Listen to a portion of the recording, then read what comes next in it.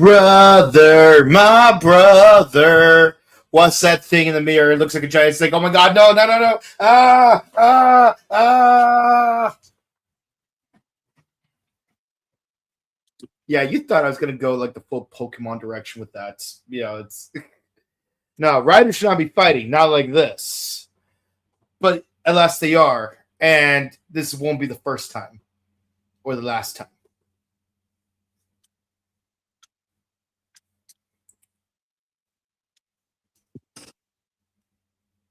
Sakura is such an asshole. I know. Yeah. Also, Shiro. Shiro and Sakura are both assholes. It's so mind blowing how like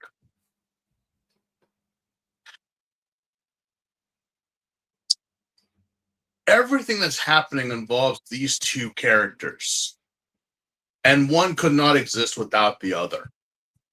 Mm-hmm. You know, we would like Sakura was just some convict, and Shiro decided, you know what, I'm gonna let the snake out of the basket. I was gonna do it. Why? Because I'm not being entertained.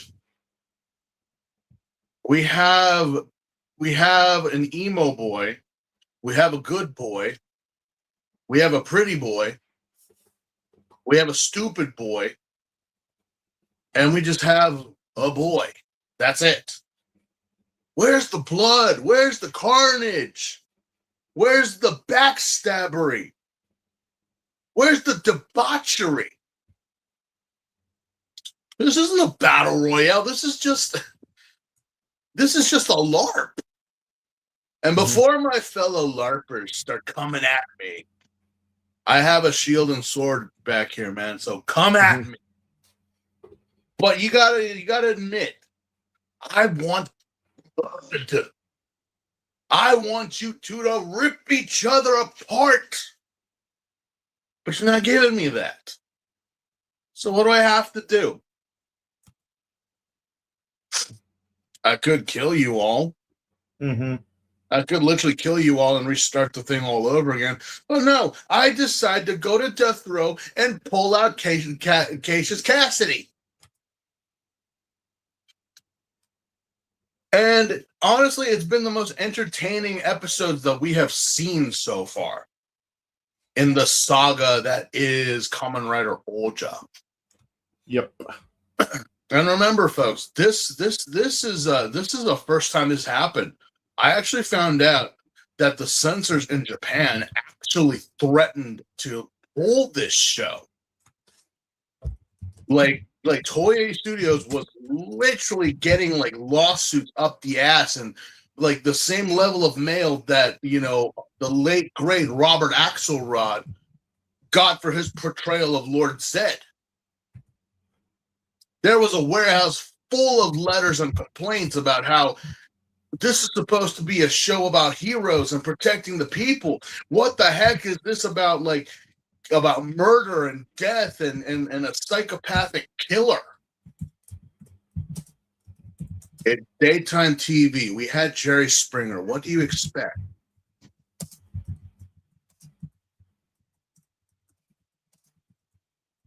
Honestly, it's crazy how Ultra, like, this is where, compared to like to stories that happen later, it's like, oh, Ultra just seems like just a normal guy at this point. We've had characters that have literally betrayed not only like the Kamen Rider, but have like betrayed friends, family, their grandparents.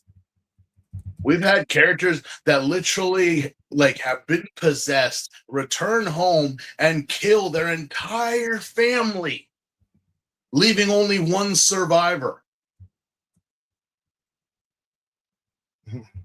And I'm like, but when you go back to Ryuki, it's like, oh no, oh my god, no. Oh, how the times have changed. Oh, how times have changed. Also, yeah, I stick to my comments when I say that Shinji literally is Izuku Midoriya. He is such a Boy Scout in these episodes that it's almost painful to watch. I'm like, yeah, Shinji, I know that you're trying to be like Superman and everything, but not everyone in this show gives a damn about being a hero. In fact, you're the only one that ever said that.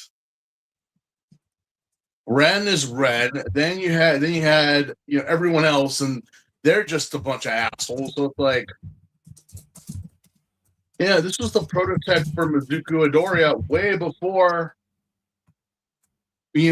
My Hero ever was a thing. Mm-hmm. Kind of makes me wonder if the mangaka actually saw Ryuki and said, "What if I take Shinji and give him green hair?" That's basically what he is. That's basically what he is, and you can argue the fact with Yeah, even you can even argue that Tetsuza is actually Midnight. You can freaking go on and be like, Ren is Bakugo with just their attitudes. It's like, okay, seriously, did the creator of My Hero watch Ryuki? I'm not surprised if he did. Because, again, the ratings for this show actually destroyed Kuga and Agito in terms of popularity. The toys, the deck boxes and all that stuff, apparently you could not keep them on shelves. Nope. It was. I wish I could say the same thing about Dragon Knight, but again, the problem was marketing. Well, you know what? Again, Dragon Knight, it's not Power Rangers, so no one cares. I'm like, you know what? You're right. You're right. No one cared. No one knew because, again, even if you do, people will always say it's still a Power Ranger show. I'm like, yes and no. Yes and no. Yeah, like low key, Power Rangers did ruin like American original tokusatsu as a genre. Don't get me wrong, like Power Rangers was lightning in the bottle, but that's the problem. The lightning had too many jewels. So like any tokusatsu American base that would come out after that would always be compared to Power Rangers. Like no matter, even if it was better than Power Rangers, it would still be compared to Power Rangers. Like VR Troopers, in my opinion, was better than Mighty Morphin. Because keep in mind, back then you only have Mighty Morphin to compare with, but the thing is, like, it's no Power Rangers. Beetleborgs, it's no Power Rangers. In the interview with Brad Hawkins, that I said that despite him originally being the White Ranger, which in another universe that does exist, and I even asked the question, would they have kept Brad as long as they did keeping Tommy? If that actually did happen, seriously, yeah. Like what would the White Ranger be written off? Would Tommy have come back and been like in season 3 or maybe in like in just for CO? I don't know, but high key, I think a lot of like members of the fan-made Power Ranger community are sleeping out on this concept. Like, can you imagine an interesting story if like we would actually like instead of doing like the multiverse story people always use is always Lord Draken and he's gonna kill half a dozen Tommies and whatnot. But imagine a different like a multiverse story where like you actually have Mike Gatto and Brad Hawkins actually show up as two different. Well, actually, no. Mike Gatto would be Tommy from another timeline, and of course, he would be the White Ranger. But then you would have Brad Hawkins play a completely different character. Like let's call him Tyler. No, not Tyler. Wait, what was it? Yeah, Taylor? let's go. No. Hold on, I'm trying to remember. No, let's call him Adam. Like just as a nod to JDF from Cybertron, and like Adam just happens to be like the White Ranger of his universe. You know, kind of like how like you have Ben Riley from the Scarlet Spider universe. To be fair, he's still like technically Peter Parker, but changed his name. But the thing is, it's like, hey, there could have been a universe where someone else became the White Ranger instead of Tommy. But the point is, you have two Mighty Morphin White Rangers, and at least one of them is not Tommy, and they're both played by other actors that were technically supposed to be the White Ranger.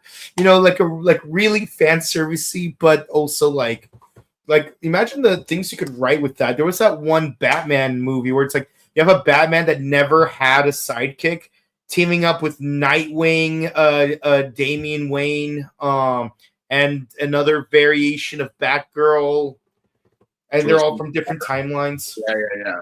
No, I mean, like I said, you know, to Brad, I said he got the better deal. I honestly think. Yeah. Because looking at the times, Mighty Morphin, Masked Rider, and the VR Troopers, that was like around season 2. Mm-hmm.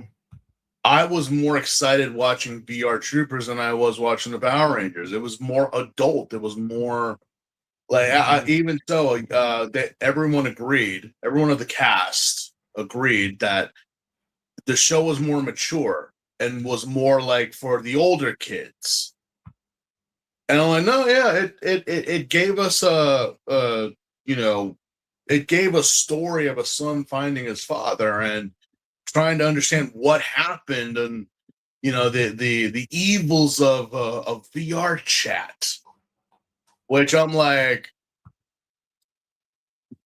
is this any different than what VR chat is? I think VR Troopers pretty much like,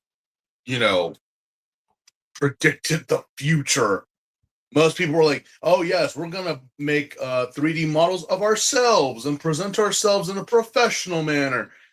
No, it's just a bunch of monsters and freaks and sexy anime girls running around. Tell me I'm wrong, ladies and gentlemen. The foreshadowing of VR Troopers was true. A superior show nonetheless. Far more superior. I will argue that point. Because I was actually interested in what was going on with Ryan Steele and his father. More so than what the heck they were making Rita or Zed do. But we're not here to talk about that. In fact, why did you summon me here on a Sunday? Well, the reason we're here is because we're starting a new series. It's called Kamen Rider Ryuki. It's about a guy who goes inside a mirror and has to capture a monster inside the mirror using cards. He has to fight 12 other guys. And for some reason, even though we're only starting the series, for some reason it says episodes 25 to 25. It's CPTD. Okay, that concept sounds stupid. Yeah, it'll never be as catchy as Kamen Rider Geats or Squid Game. Now, you know what? I feel like they should make a really cool show like Kamen Rider Ghost. That sounds cool. Yeah, maybe Nicolas Cage could be in it. Oh my god. Yeah, I've never seen Ghost, so I'm following the train of everyone shitting on it just because everyone does it. Like, I don't have an original opinion. I'm just going to listen to what every single person is going to say. Which, by the way, kind of crazy. And a shout out to someone who I'm talking to, Miss Remy Sitsu, the VR Tokusatsu VTuber that's running around. It's love you, darling, I do. But it's kind of crazy how I remember 2-3 years ago, Revice, the airing during and then the aftermath, and how so many people said that Revice sucks. Like, it is just garbage and this and that, and God bless Geats for coming to, pull us out of the fire. Now I've noticed that Revice is getting a rewatching and just because she said it's popular or that she likes it. You mean a person living up to the word influencer? Well, no. I'm like, well, I don't know if you can call it an influencer. It's just like, no, I like she looks at I like Revice, and then everyone else is like, I like it too. I'm like, oh, I see. Yeah, that thing. Like, oh my god, Revice is so stupid. Revice is so like. I bet you we get like some hot AI anime girl to say like, oh my god, I really like Ghost. Oh my god, I love Ghost. Yeah, at least like every good or bad thing I've ever said about Revice, I own it. It's like, okay, you know what? It really says something about you when like, were you not? It's like, oh, okay, I see. Okay, and the thing is, and the thing is, I'll even say right now, I'm capable of changing my mind. Well, I know. I mean, don't get me wrong. I thought the look of Revice was pretty cool, and not to mention the pink Venom dinosaur dude. Yeah, the Venom movie was very, very big at the time, so I'm like, okay, no, I see it. Mm-hmm.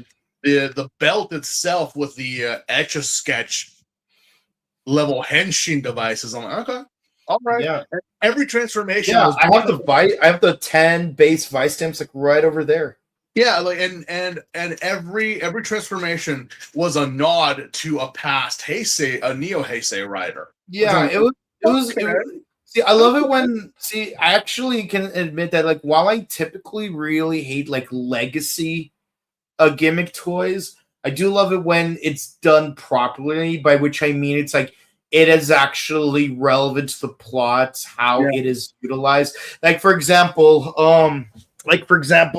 rider watches. Like these things, like these are actually relevant to the plot in a way where it's like, yeah, like he has forms based on past riders. So of course, like getting the legacy toy counts towards getting the actual forms of the actual thing. Same thing with Vice stamps. It's like, yeah, you have like legacy riders, like you got like a Gaim praying mantis or Forze gorilla or decade megalodon, but the thing is when you actually get, but the thing is like those are his actual forms. If you want all of his base forms, you're gonna have to get the legacy rider toys in the process. And the good thing about that is that it makes it feels less, how do I phrase it? It feels less of a cash grab when you go for the ones that did not appear on the show. Like, obviously, this one was not in GO, but I still got it because it's a fun gimmick toy. I just kind of say, like, if you're gonna say something, say it. Yeah. I'm not dissing or denouncing anyone's enjoyment of a certain series. There's some people that I have spoken to that they actually like Gotchard, that they actually like Ghost and Revice, and I'm like, okay. I'm not. Yeah, like why hate? Hey, heck, there are people who think that Power Rangers Operation Overdrive is the best season. That person isn't me, but respect. So many of them that's like, okay, you were just shitting on it like 2 minutes ago, and then someone said something, and now you're like, maybe I should rewatch it. I thought you said you'd never watch that show again. See, at least saying, oh, maybe I should rewatch it. At least like that's respectable. It's like, oh, I'm being humble, like I'm going to try to be more open-minded. But like if you just straight up say like it's the worst season one day and then say it's the best season the next day, I'm sorry, but that's when like, no, you're not being humble. You're kissing up. I know. And I'm like, you do realize that this is VR chat, right? Yeah. That persona is not real. Yeah. Seriously, do you think that if I were to actually meet the actual Iron Mouse, that she looks like that? No. If I were to meet Bao the Whale, I don't know, but I'll defend her. If I were to meet like Umi or Yuzu or any of these like popular ones, I'm like, do they look like their characters? Absolutely not. Absolutely not. Yeah, like and I'm gonna be real with you. It's like opinions can change. Like on my original watch, I thought that Black was better than Black RX, but upon rewatching Black, we destroyed but that one. yeah, it's like We chances are I think I'm going to enjoy Black RX more, or at least dislike it less. Or who knows? Maybe I will dislike Black RX more, so I'm still gonna say, oh, Black is still better than Black RX on the merit that it's less terrible. Who knows? We're gonna meme the hell out of RX like so much. I demand when we get to RX, the first thing that comes after the opening credits for us is the title of Mass Rider, like just a Mass Rider. That's right. Yeah, I want that intro. I want that intro. Yeah, I because I'm like, no, we're gonna meme the shit out of that show. We're so gonna do it because it for God has demanded it, and that is Lord Furbus. Yeah. But anyway, enough with the good times. Let's get back to these horrible brothers and murderers and thieves and apparently a very very early times of yaoi between Sichi and Goro. Seriously, like I was yeah, I'm gonna be real with you. I'm gonna be real with you. I was like, this episode was kind of weird, mainly because of the fact that, like, yeah, it's like we're trying to get like one of the most classic episodes of Batman is the one where we explore Harley Quinn's backstory. This is our Harley Quinn episode.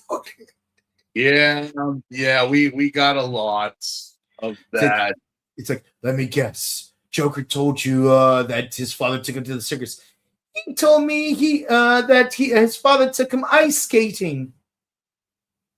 Yeah, no, yeah, that, but it's not so much with like Goro and Suchi. It's more Asakura. Oh, I don't have my tablet on me today, so I can't really give the names of the episodes. But our first episode, we can 25. Yeah, 25. We continue where we left off, where Reiko was doing an interview. God knows how she found Asakura, but she did.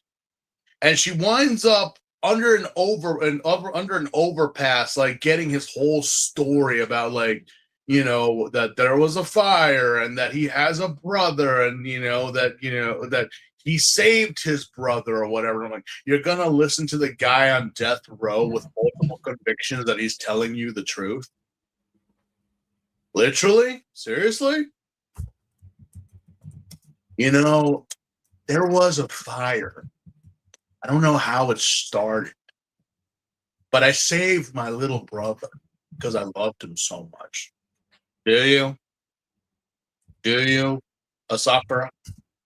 If I only knew he were alive, I would change my ways. Would you? Mm-hmm. Would you?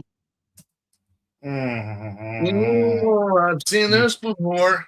This before. Not to mention, who gave you a snake printed shirt?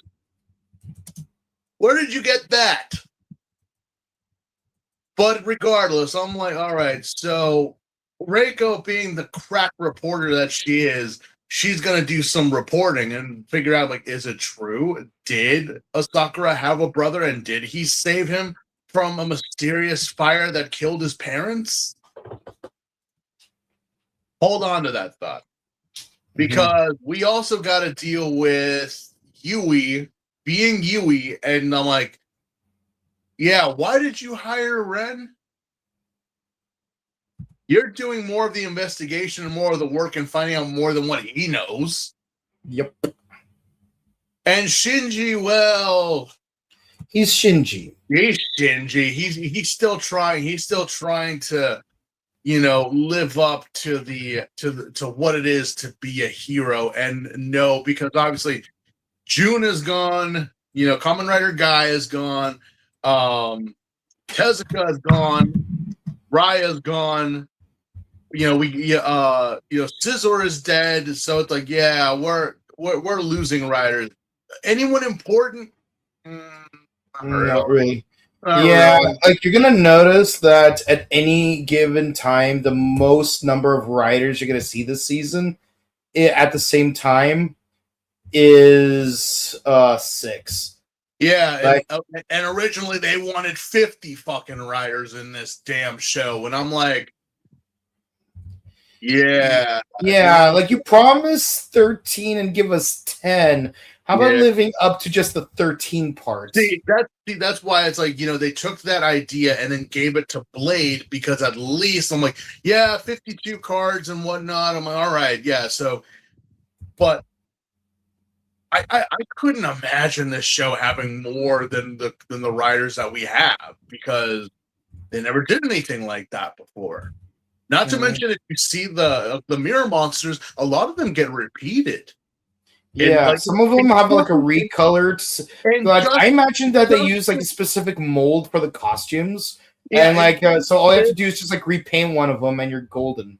Up to this point, we have seen like the gazelles and like the the golds, the golds, the lemur, the oh no, the zebra was one. The zebras, yeah. And it's like, but they're all like different colors or different. Like, there's one like different additives. I'm like, well, you gotta save money somehow. So I'm like, I'm glad that they took the concept and gave it to Blade instead of here, because at least with the undead, the like Blade actually thought it out in terms of like creatures. Here in Ryuki, they were just kind of like, no, the mirror monsters aren't really the focus. It's the Kamen Riders, not the monsters. I'm like, and even then, it's like they were very clever in Blade to like just say, oh yeah, we sealed like half of them like ahead of time, so like that's why we don't have to make it 52 unique monster suits.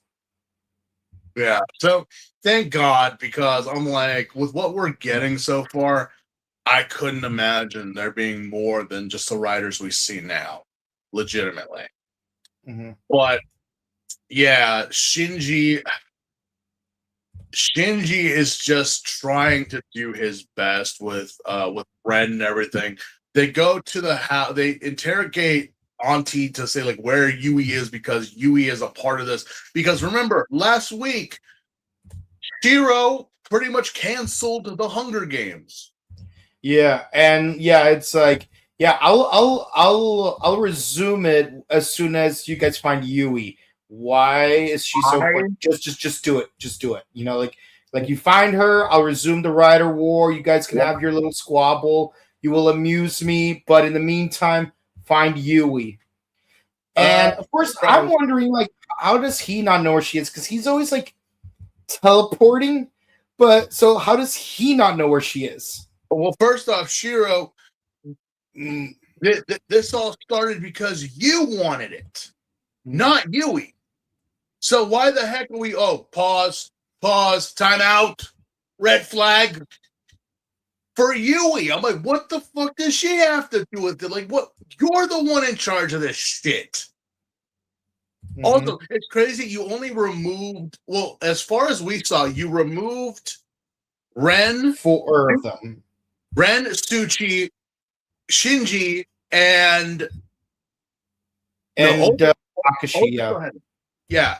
Oja still had his, because he was using it throughout the, so you only disqualified 4 but left the psychopath. Yeah. I feel that if it wasn't the fact that Asakura was hurt, he would have like, no, kill them. We're gonna start over. That's literally what I'm saying. Like he would have, like, if Oja wasn't licking his wounds from getting his ass kicked last week, I swear he would have like sent them all and just like, no, get rid of them. We're starting over. We're gonna start over. I think we should just get death row inmates and have them out, because that's a lot more fun. Yeah. But like, no, and it would be easier for you to actually get them to actually fight each other. Yeah, it's like, oh, Yui. I'm like, Yui has nothing to do with this, Hero. Try making sense, god damn it. But for once. we find out that Shinji and Ren go to the house where Yui grew up. Surprised that place hasn't been demolished. Mhm. But they find out that the whole house is covered in newspaper because Why else? well, what else? But it's a lot more deeper than what it is. That there's a mirror monster here. Apparently we have a scarab or a kawanger or something like that. That is just it's not even an A or a B plot. This is like a Z plot because this mirror monster has nothing to do with this episode. It's just there for the sake of being there. Mm-hmm. Because the whole premise of this episode revolves around Oja, around a Sakura. And the fact that Reiko is like trying to like figure out who he is, what he is, and give a story about it. Also, B plot about the Ore magazine is that Daisuke believes that because of all the good press and everything, that he's worried that he's going to lose Reiko and Shinji. Because they're becoming top-notch reporters, only leaving us with Nodoka. Yeah. But she is a smart lady, so I'm sure she'll figure things out. Oh no, she already has a job lined up after this show's over. Oh yeah, no. She's probably gonna be a spokeswoman for some company that's not quite clear as to what it's merchandising. But I'm sure it'll involve talking about how life is frail and life is short, so one should think about true life. One should be smart because true life is your start. Smart brain. I have come to the realization that smart brain is just like any corporate entity. What do they do? What is it that they give the people? Who knows? Just shut up. Just take it. Look, I mean, how many times have these multi-million-dollar conglomerates put like a very attractive person in their advertisements just so you don't question them? Progressive. What I find really interesting is that if you go to Hakone, like a lot of the convenience store marketing involves Neon Genesis Evangelion. Like everywhere you look, like there's like Eva stuff. But then when you take like the cable car down to like where the pirate ships are, it's like the pirate ships are heavily marketed with Kana from Oshinoko. And I'm like, I wonder why you picked this specific anime character to be your mascot. I mean, I have no issue with it. Like Kana is a great character. Like if you've ever watched the first 2 seasons of Oshinoko, but just like wondering, like why specifically, what how do corporations decide which official anime character they're going to use as their mascot? I'm just curious, I don't know. Right now, Nina's very, very popular right now. So. Yeah, I mean, I'll say this. In Ikebukuro, one Lawson's location had Durarara characters in it. And if I'm being honest, I'm surprised there aren't more places that use Durarara characters because the whole plot of Durarara is that everyone's in Ikebukuro. A lot. I do miss Lawson's. I do miss it.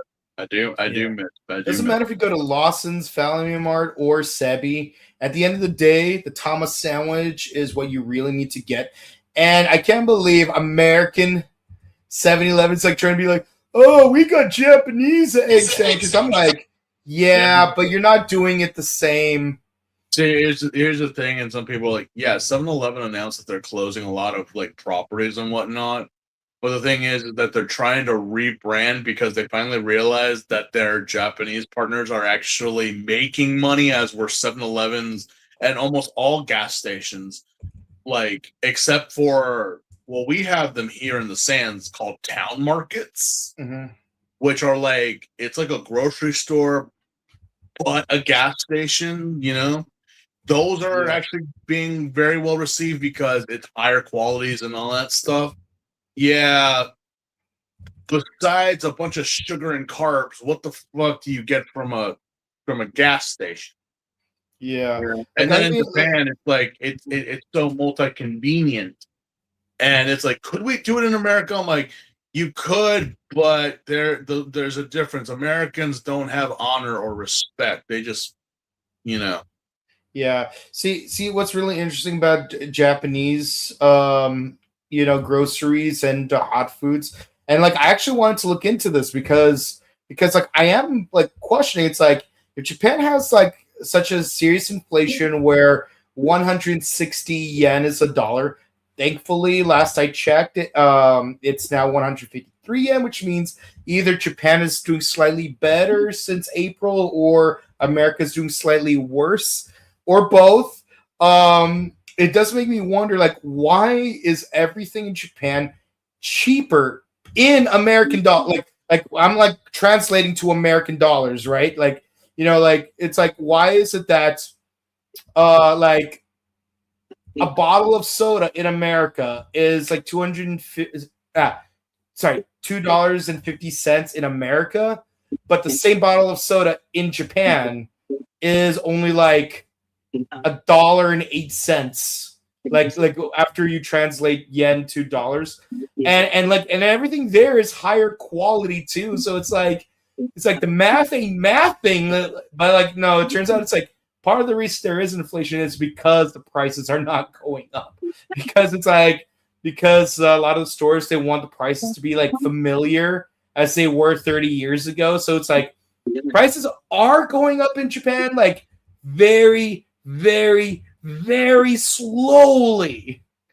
It's the thing is I think we said it in a past review where food and essentials will go up, but just very little. Like you will notice, but things like like luxury items. Yeah, like the DX Kavarian blaster is 6,700 yen. Yeah, like you'll notice that luxury items, fashion, toys, electronics, all that goes up. That you do see. But of course, it's like food and essentials, very little, because no. They understand that necessities need to be affordable, while luxuries, I'm like, yeah, they're called luxuries for a reason. Yeah, and then you have to really contemplate what is a luxury. Yeah, and with that in mind, what really makes my blood boil is watching those videos of like those people going to that one grocery store where like one meal costs you like $80. Like you spent $30 on a salad, $14 on a smoothie. Also, the thing I noticed in America is you have no experience, you have no skills, you have nothing. You're a blank slate. Whether you went to a trade school or college or whatever, you're a blank slate.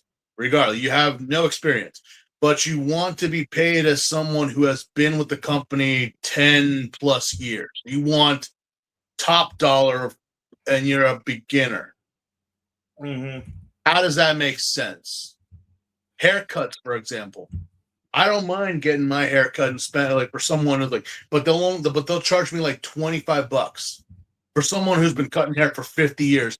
And some kid fresh out of cosmetology school, like the same haircut, whatever, charging me $80. Yep. Because why? Because everything's like, oh well, if you want it, you got to pay for it. But we kind of lost that. But that's for another podcast. Yeah, honestly, I think part of the problem is the tipping culture too. Well, that too, but again, I'm like that won't change. That will not change here in the States, and regardless, it's not us, the people. It's the employers that are at fault for that. Not the people. I tip. I will tip depending on service, but it's not on me to be like, yeah, that's something for the employees and for the government to talk about. But anyway, speaking of the feds. Yeah, everyone's like no one believes that Asakura is alive except for except for Reiko, because She actually did her goddamn research, and she basically sought out his brother because apparently it's like, oh, like I want to see my brother one last time. It's like, why? And of course, the brother's like, I don't want to see him. Why? Yeah, because look, it's the same thing with any family. All right. I had this conversation recently with someone here in my family about why I do not speak to the extended family and all that stuff. I'm like, I live by this rule, and if I say it towards you, or if you're in like you messed up, I would sooner dine with the devil themselves than to sit down with X person. Mm-hmm. That right there just tells you so much. I'm like, whoa, what the hell did they do? Don't need to go into it. That's my own story, but that's what I say. Regardless, you know who your family is. You know who your mother, your father, your siblings, you know them because you've lived with them, and you've lived with them for X amount of years. No one can tell you otherwise. It's like, oh, well, Asakura is such a good boy. What? Asakura? He was such a good boy. How do you know that? I lived with the guy. When Reiko like went to go see his brother, which we don't really get a name for the guy, I don't think.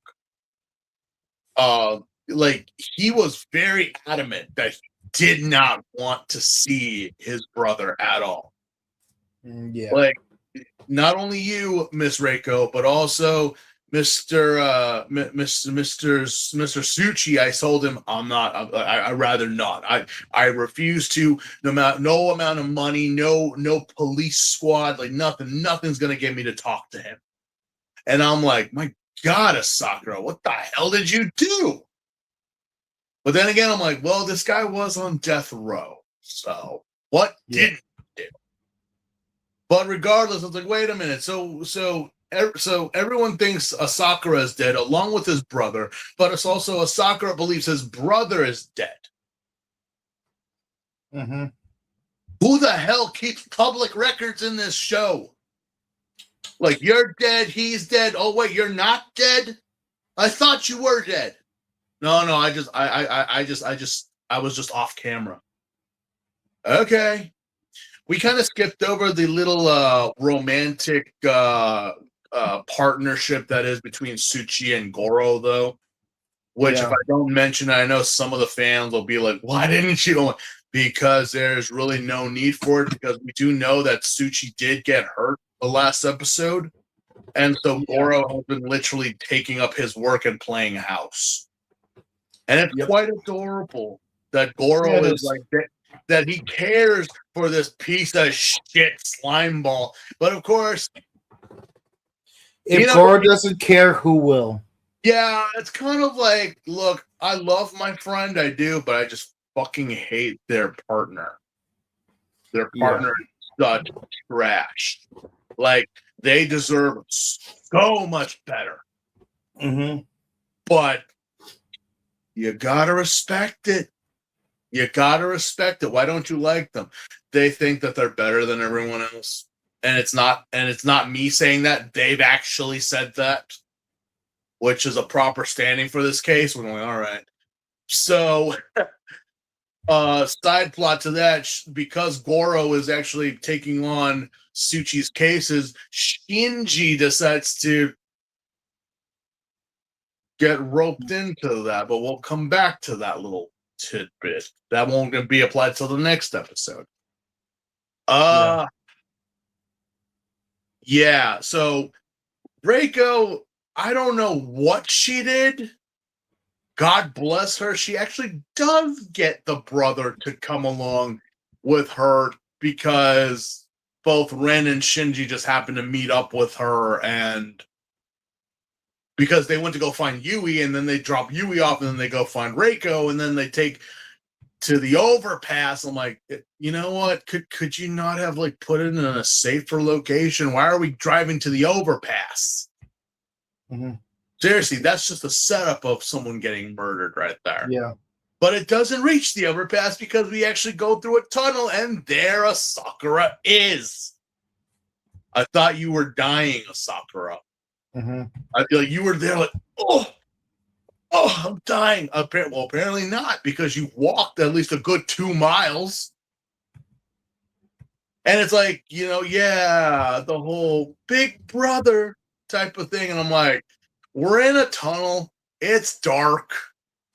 And we have a psychopath in the middle of the road. This is not going to end well. Mm-hmm. And remember, we said that the Kamen Rider powers were actually suspended at this point because Ren and Shinji could not transform. This is where it is confirmed that Sakura had his powers the whole time because he punches Reiko, knocks her out, and just admits, like, yeah, that fire I talked about that said that mysteriously happened in my house? I actually started it. Mm-hmm. Of course you did. Of course you did. Yeah. Seriously. Well, who else could have done it? And yeah, what happened to little brother? He got eaten by the snake. No joke. Reiko just turns around and he's already gone. Yeah, it's not even a joke where it's like the snake just shoots out of the windshield and then completely eats the guy. I'm like, so you just brought your brother here just to be a snack for your pet snake? It's an easy snack to get. Well, you know what? I mean, if you want, that's a good way to get rid of relatives. Seriously, there have been times I'm like, man, I wish I had a snake to feed my unwanted relatives. Seriously, Yeah. Just like, oh my god, okay, get rid of, yeah. Why did you do that to your aunt? I just don't like her. I never liked her. Mm-hmm. Okay, seriously, I'm like, no, that's why I have the big pet snake. That's what I feed it. Unwanted relatives. But regardless, next thing you know, it's like, we're screwed, Shinji. But then they pull out the card, and it's like, oh, we got it back. Yeah, what? Why? How? I mean, I know you took Yui back to her aunt, but was that it? I mean, in this whole plot, Yui literally, in the last episode, she found a drawing that she made of a beach, so that's where she was, trying to figure it out. And it's like, we get the whole Jedi mind powers of Shiro telling her to, like, just let it be, Yui. Let it happen. Don't interfere. And I'm like, reverse psychology, Shiro. When you tell someone not to do something, their immediate reaction is to do the polar opposite of what you're telling them. Mm-hmm. And again, she wants to know why. It's her fault, which we never have gotten an answer to that. But oh well, we'll find out next episode. Yep. We do get a bit of a confrontation, and also Kamen Rider Soda shows up because, yeah, why is Suchi here? He just showed up. Why not? Why not? Because we're already, Oja's here. Oh, and you know that Scarab that we talked about?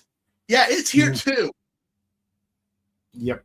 And again, just a quick finals event, that's over with. But wait! Another player has entered the chat. It's Raya.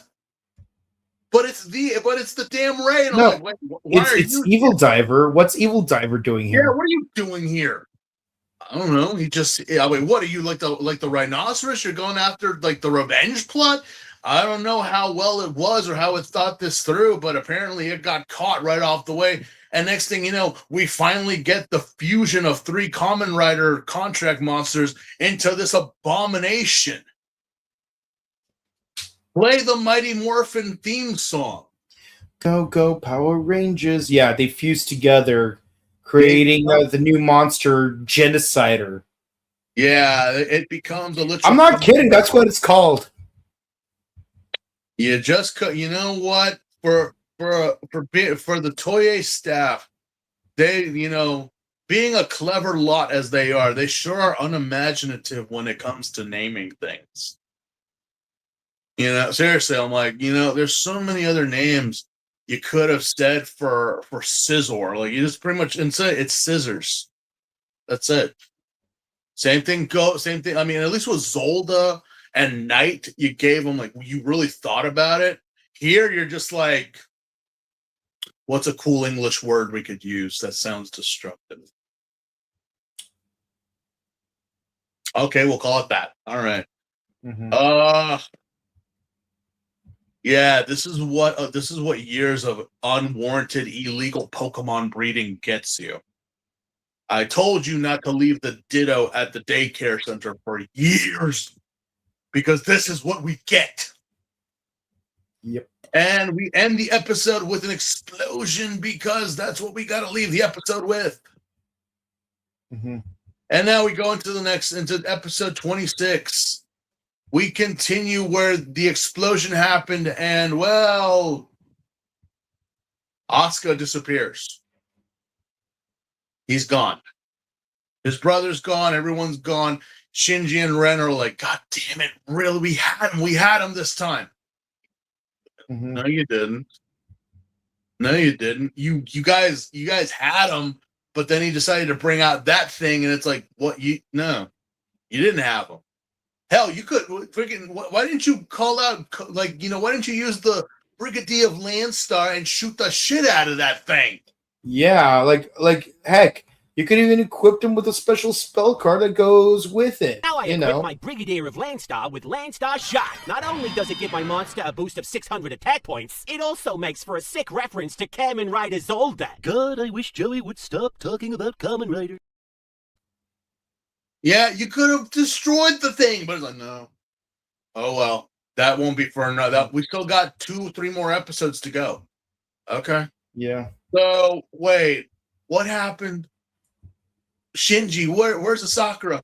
Where's his brother? They ran. Yeah, play ignorance, because I don't know how you're going to explain this to the cops. I have no idea how you're going to explain this. But either or. Well, let's see what else happened here.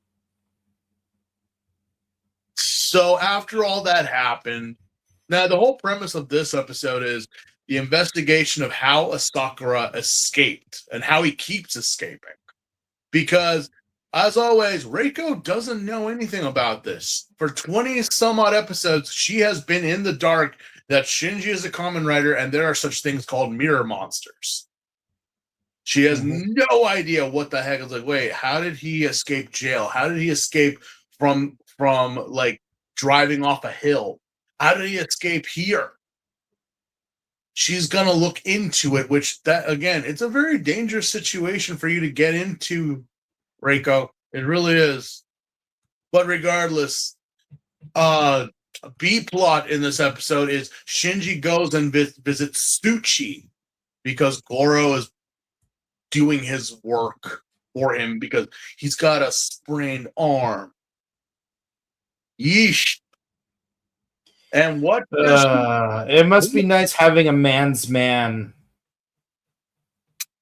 Yep. Seriously, I'm like, it's just to show that Shuchi is just so pathetic. Like, he has the most armored, most powerful, contract monster so far in this show, and yet he is such a nature boy. Needless to say, I appreciate the ending of this episode. I know that when they adapted it to Dragon Knight, it played a little bit differently. And I'll say it again, I probably hate Drew Lansing a lot more than JTC, and for good reason. Like, JTC, he may not be a serial killer, but he may as well be. But somehow, I still despise him less than Drew. That has to say something. Yeah, no, they really had a good team with Dragon Knight. They really did. They really have in terms of adaptations. But yeah, no, just the comparisons between the two Zoldas is night and day. You know, one is a warrior while the other one's just a prissy nature boy that makes our hero it's literal living maid for the duration of like 10 minutes. And Shinji is so much of a pleaser that he just can't say no. Yeah. Like, I mean, I will say this: they do have one thing in common. One is a lawyer, the other is a con man. At the end of the day, both of their professions involve being a pathological liar. yeah, no, I'm just like, oh, God, just please. The only difference is that Kid Taylor's slightly less naive. Yeah. What else happened in this episode besides Ren yelling at Shinji for being a bitch? Kitaoka yelling at Shinji for being, well, he doesn't yell, but he does like laugh him off. It's like, you're such a bitch. Meanwhile, Reiko's being told off by her boss. It's like, listen, like you survived an ordeal with serial killer. Let's get some sea urchin. You know, it's like a little under $100 American for all four of us. We could get some food. Well, that he knows because Reiko and Shinji got the exclusive scoop because of a Sakura earlier, and so Nodoka puts it in his head. It's like, yeah, you know, they're getting very popular. You don't think other news outlets wouldn't want them on their team? Mm-hmm. As for why she said that, I have not a clue. Mm-hmm. I'm like, yeah, you want to be left alone with this guy, Nodoka? Yeah.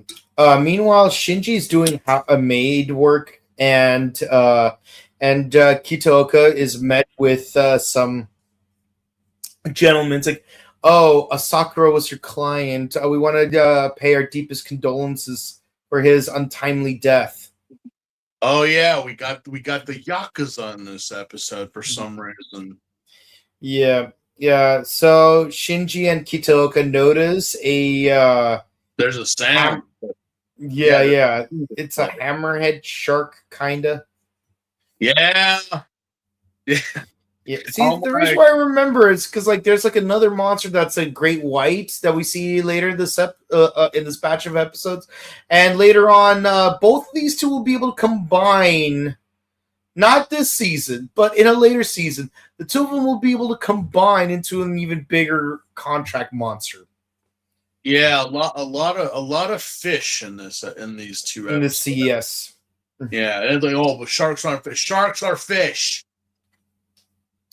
Sharks are in fact fish, yes. Sharks are fish. It's like fish are friends, not food. You're a fish. Yeah. Either or. I'm like, all right. So yeah, well, you know, I get the logic why Suchi was like, you know, hey, like, let's follow the Yakuza because, like, I'd be like, knowing you would just let them get eaten by the mirror monster. Because, yeah, you wouldn't, like, oh, yeah, one less nuisance in the world. But of course, they know that the Yakuza know that they sent these guys, and if something happens to them, then automatically he's a suspect because they were on the way to see him. So it's like, yeah, but then Shinji's just doing it for the sake of being Shinji and being a good boy because he wants to be a hero. I know I shit on Shinji a lot for that, and especially in the show, it's proper to do so, but it's like, you know what? At least there's one person that actually cares.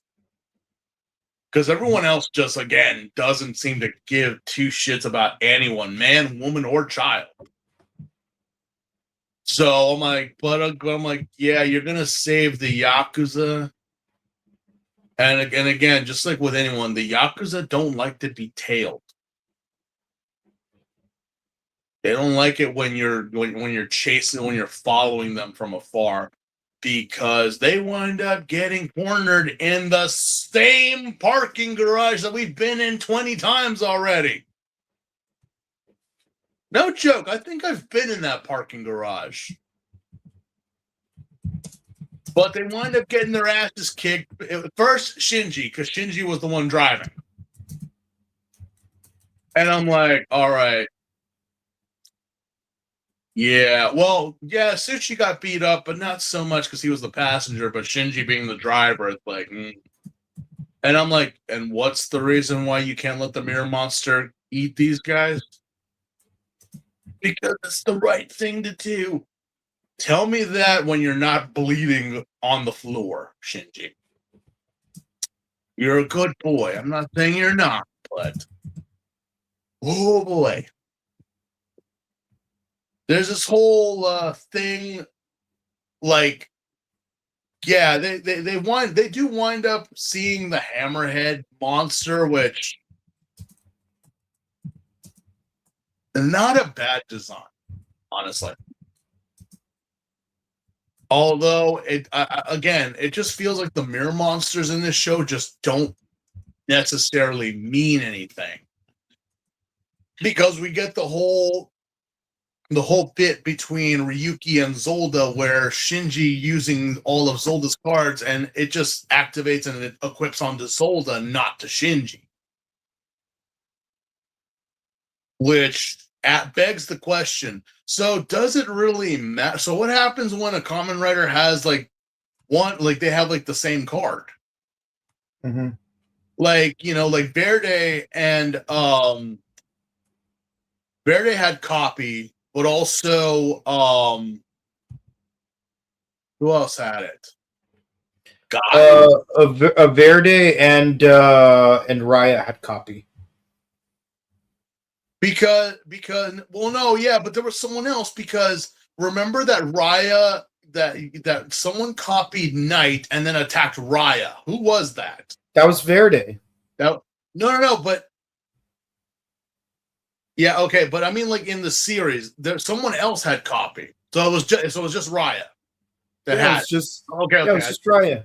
I thought. Remember Raya copied Ryuki's strike vent. Yeah. But okay, but see, the thing is, cards are like most cards, with very specific exceptions, like copy vent, or link vent, or actually it's a unite vent, but in English it's called link vent, which honestly sounds way cooler. Yeah, like everyone's strike vent, sword vent, guard vent, like they're unique to like their specific mirror monster, because like obviously Guy's strike vent, like he has a Metal Gellus's horn, while Ryuki's strike vent is like the dragon flamethrower thing. While Ryuki, Oja, and Knight have unique sword vents, and Knight, Ryuki, and what's his name, Zolda, have unique guard vents. Obviously, each person's add event is summoning your monster, and your strike vent, and your final event is your unique finisher move. But like, other than that, it's like there are like overlapping cards, but their effects are unique based on your contract monster. Heck, who knows? Raya's cards might have even been different if he paired up with Gold Thunder instead of Evil Diver, but we won't know that really. But there are some like special cards that more than one rider can have, like copy vent. No, yeah, I mean that's just the question. I'm like, so if they had the same cards and they used it, would it be used towards the person who owns it, or just because you also have this card, so it still works? Well, again, I think it's because it came from your own deck that it works for you. Like I think Raya's copy event would have only worked for Raya, while Verde's copy event would have only worked for Verde. But but obviously here we see that if Ryuki uses shoot vent, it would go to Zolda instead of Ryuki. If he uses a launch vent, it would go towards Zolda. If he uses card vent, it would go towards Zolda. So I'm at least glad that when they fight the hammerhead shark monster, Ryuki does use Magna Giga as a human shield. Well, first, I mean, he tried to get the cannons, didn't work. He tried to get the shield, didn't work. But then he had to summon the contract monster. I'm like, yeah, well, that thing is just basically a fucking wall. So, but using that, I'm like, and again, the mirror monster here has no. I mean, it's just there. You know, of course you're gonna kill it, but it's like there was really no reason for you guys to kill it because it just happens to be there. It just happened to have been there. And if it had killed the Yakuza, would you have cared? Well, I will say this, you know, happy monster, happy. I mean, you got to feed these things. It's a ton Yeah. of God. You can't just leave it. But Yeah, we all remember what happened to Volcancer, right? yeah. You know, but yeah, the final event destroys it, and that's about it. It's a comedical thing because you know Shinji being Shinji and Suchi being Suchi. It's like the whole time they've been like just like polar opposites, but then they actually do work together, which is kind of like the contrast of like how they've been. So yeah, B plot here with Yui. Again, Yui just going back to her childhood home and bumping into her brother. Like again, not much information gets dropped here about what's been going on, what's been happening. It's just the same old just leave it alone, Yui, and just let it be. But this is your fault. Oh, now Shiro's saying it's her fault. Mm-hmm. You are a piece of work, Shiro. You said this was all for you. It's all for, but it's also your fault. I'm like, what did she do? What did she do? No, legitimately, what did she do? Drew a few crayon drawings as a child. That's all I remember of it being. That, yeah, no, the early case that we knew that there's such thing as mirror monsters was because Yui heard them. But again, it just seems to be that mirror monsters are just a thing in this world. Like they just exist. It's almost like a cryptid. Yeah. And it's also what explains a lot of missing persons case. Yeah, I don't think it's even made clear if like she drew those mirror monsters because she saw them, or if they exist because she drew them first. Chicken or the egg. So you might be saying that she brought them into existence, the mirror monsters? That's what it's kind of being implied, but the thing is, to the best of my memory, I don't even remember which of the two happened first. Again, either she already saw the monsters and then drew them after the fact, and that's why she has those drawings, or she drew the mirror monsters first, and then all of a sudden they showed up like there's some creepy imaginary friends or something. But I have to say, the latter would definitely make it a more interesting story, because at least that would explain how they came about and why she's caught in the middle of it. But because it could be the former is like, how did they, it's still not certain. How did they come about in the first place, and why target her specifically?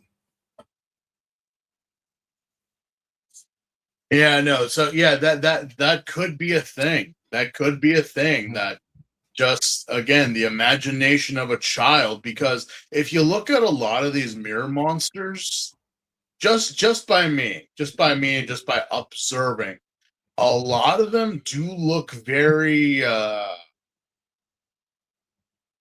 I don't know if childish is the word here. Mm-hmm. I don't know if that's the proper context or the proper word to use, but it kind of. There was a post a couple of years ago, and it has been floating around, of a father who is a artist or does a lot of graphic novel art, and his son and his daughter, his children, following their father, drew, and they would show their dad, and the dad would take these drawings that the kids made. Again, a child's drawing, right? You know how children draw. No skills, no nothing, it's just whatever. But then he would draw them himself. But he would ask him, "So what is this?" "It's a killer clown. It's a giant bug monster with lasers for legs, and this and that." And he would draw them. Like as an adult, as a man who knows how to draw. Mm-hmm. And I'm like, could it be that the earlier cases were that, like, obviously look at the spider in the first episode. It's just a spider, right? Just a basic spider. But as Yui got older, the monsters became more like advanced, more grown, more mature in visuals, It's almost like an imaginary friend. Yeah. Like what happens when you grow up and leave your imaginary friend? They become a boogeyman. Yeah. We all saw that movie. Yeah. So it is quite possible. But again, Yui just doesn't know it. But no one's telling her. That's the thing. It's like, so you all know, but she doesn't. So she could be doing it subconsciously. So you're telling me all this could have been averted if she just found a good therapist. Basically. Mm-hmm. Okay. Yeah. So all those deaths, all this drama, if she had just sat down on a couch and just vented about Shiro and everything, this would have been stopped. Yeah. Mm-hmm. I'm hoping that's not the case. Because at that point, I'm like, wow, we spent an entire season watching 50 episodes, and that's all that needed to happen. Anyway, yeah, drama will happen in the next episode because obviously we do leave off that Yui is talking to Shiro. And just kind of the family drama will continue in episode 28. Mm-hmm. Or no, I'm sorry, episode 27. But to continue where we left off. Well, continuing with Yui and Shiro, Yui pretty much decides, fuck it. Mm-hmm. It's not my fault. I didn't tell you to do anything. It's not my fault. And how dare you? And you know what? What's with all the damn mirrors in this room? I'm like, yeah. That's a very good question. If you covered the windows, why are there so many mirrors in this house? Mm-hmm. No, seriously. Why are there so many vanity mirrors? Why are there so many compact mirrors? Why are there so many like just portable mirrors, hand mirrors? Like what? Really? Oh yeah, it's because the house is pretty much a breeding ground for mirror monsters. It's the house. The house is what is evil. Mm-hmm. So, is it just because they congregate here, or has Shiro been like breeding these things? Because it's almost like a zoo almost. When she's tearing up all the papers and we see all these mirror monsters in the reflection, it's like, okay, so are these things just born here, or is this just what? All right, this is a good time to actually burn down a house. Yeah. Like Emporio from JoJo's Bizarre Adventure, burning down the house. Yeah, no, I'm like, this is or Full Metal Alchemist, Da na na na na. Ba ba ba ba na na na na. Yeah, no, this is just a time that we must burn it to the ground. That is what we must do, but we don't. We don't because this is like apparently Shiro's house, so we can't really burn it down. Which I'm like, no, I think this is a good time to burn it down. We do get a confrontation between them. It's like, you are not the person that I once knew. You are not. And what exactly have you been doing this whole time? Cue the golden light with a plume of feathers. Mm-hmm. Yeah, I don't know who tore that pillow, but all the down feathers just came ripping out of it. Giving us the foreshadowing when Yui leaves the house that Shiro has a deck box himself. And it's a deck box with the bird on it. I wonder. But again, not just any ordinary bird. It's a phoenix. Which that would be impressive, but again, Shinji has a dragon. So I mean, you would think like, oh my god, because he has like a mystical creature, not just like a snake or a rhino. It's like, you know, the level of power. I'm like, no, I mean, just depends how you look at it. But it's a phoenix? Yeah, okay, cool. Fast forward through the credits. This episode, the 13th Rider. I think we're missing about 5 of them before we get to this one. Yeah, but this one truly, you got to mandate an episode of a Kamen Rider or a Sentai or any Toko show that it has to revolve around the most heinous of characters that have ever existed in the history of Tokusatsu. A damn Kenny. We must insert a child into the show. Wow. Because kids watch this show, that's why.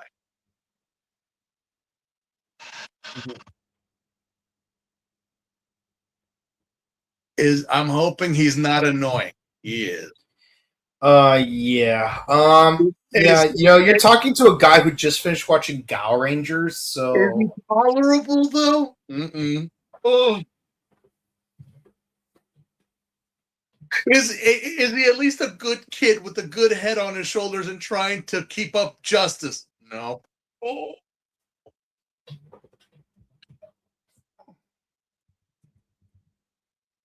Is he not annoying? Not a chance. Oh, God. Is he a thief? Yes. Oh. Okay. Okay. All right.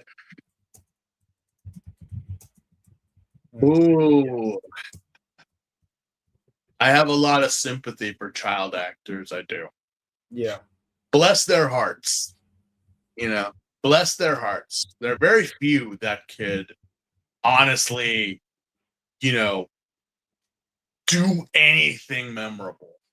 But yeah, well, apparently the actress who played Atropos in Kamen Rider Godchild did such a great job performing that she ended up becoming the original Green Ranger from Go Juju.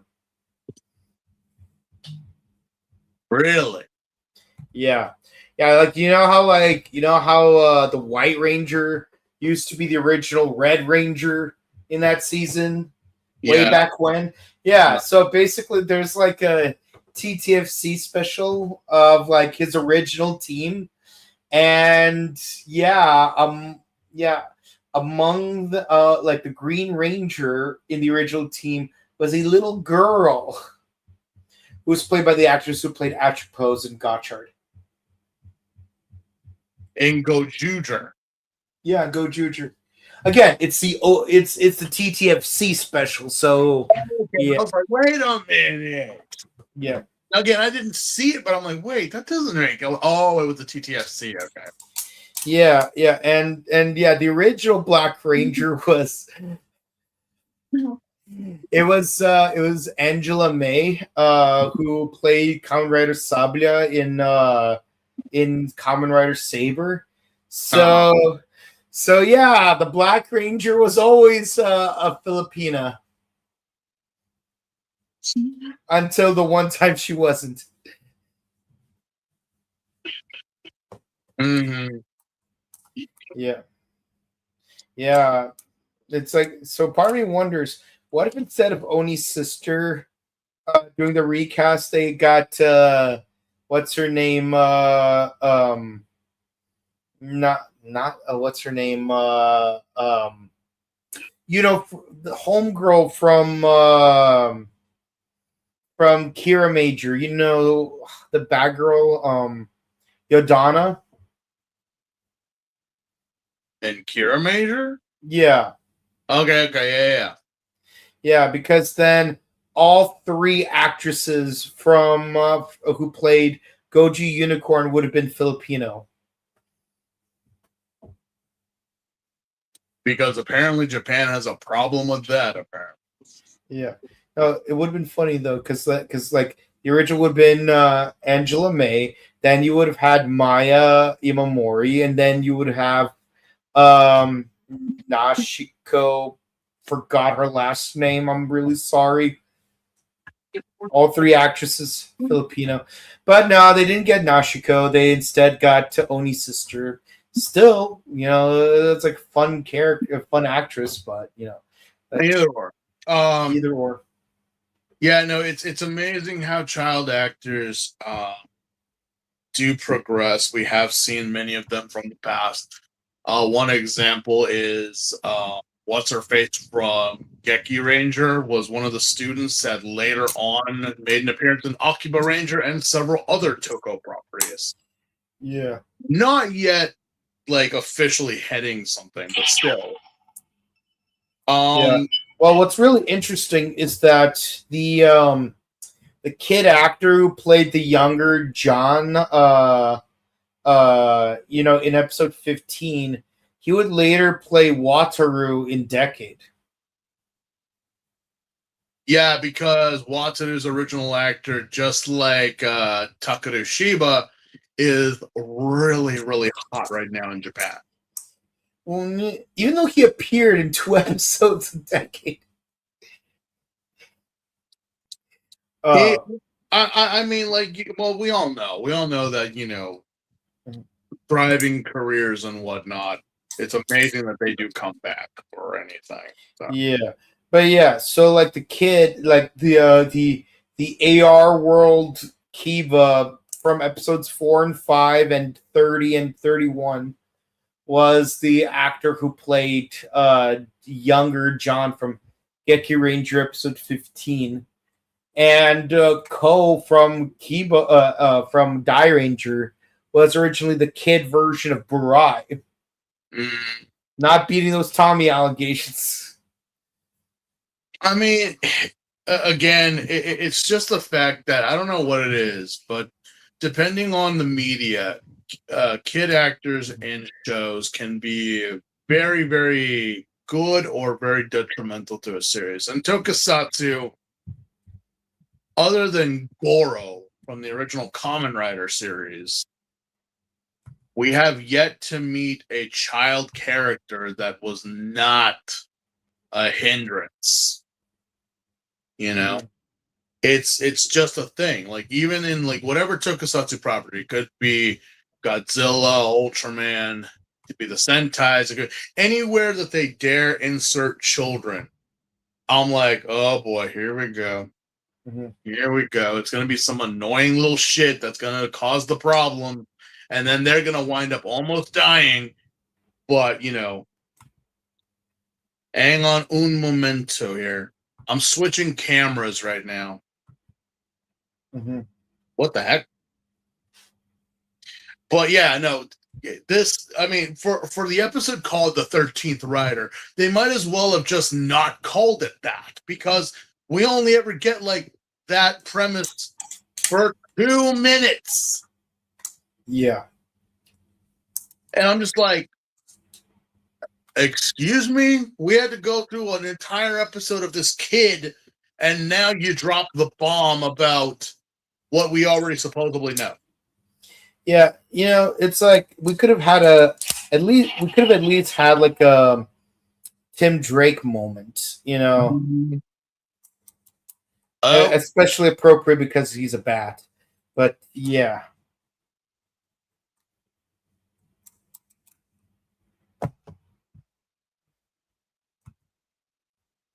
Yeah. Yeah, like we could have had like a Tim Drake moment, but we didn't. It is what it is. But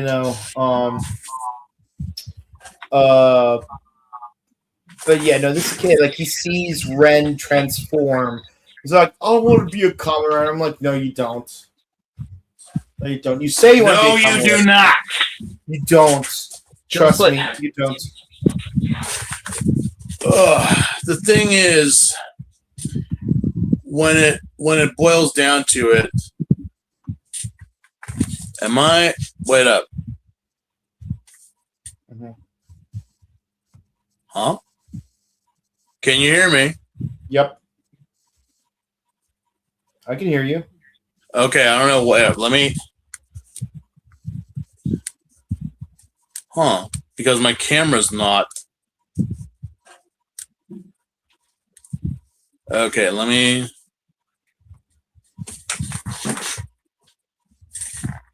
Don't know why my camera's acting that way. Mm-hmm.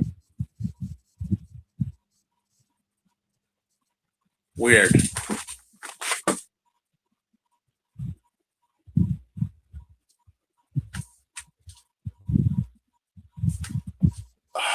Come on.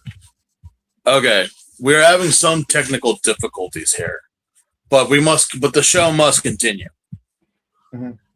So, I mean, the fact of the matter is that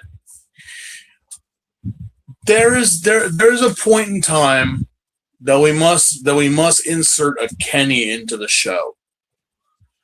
And typically that's just the kid or kids, because it applies both to boys and girls, mm-hmm. that they are just there to be a pain in the butt for our heroes. In this case, I'm like, why?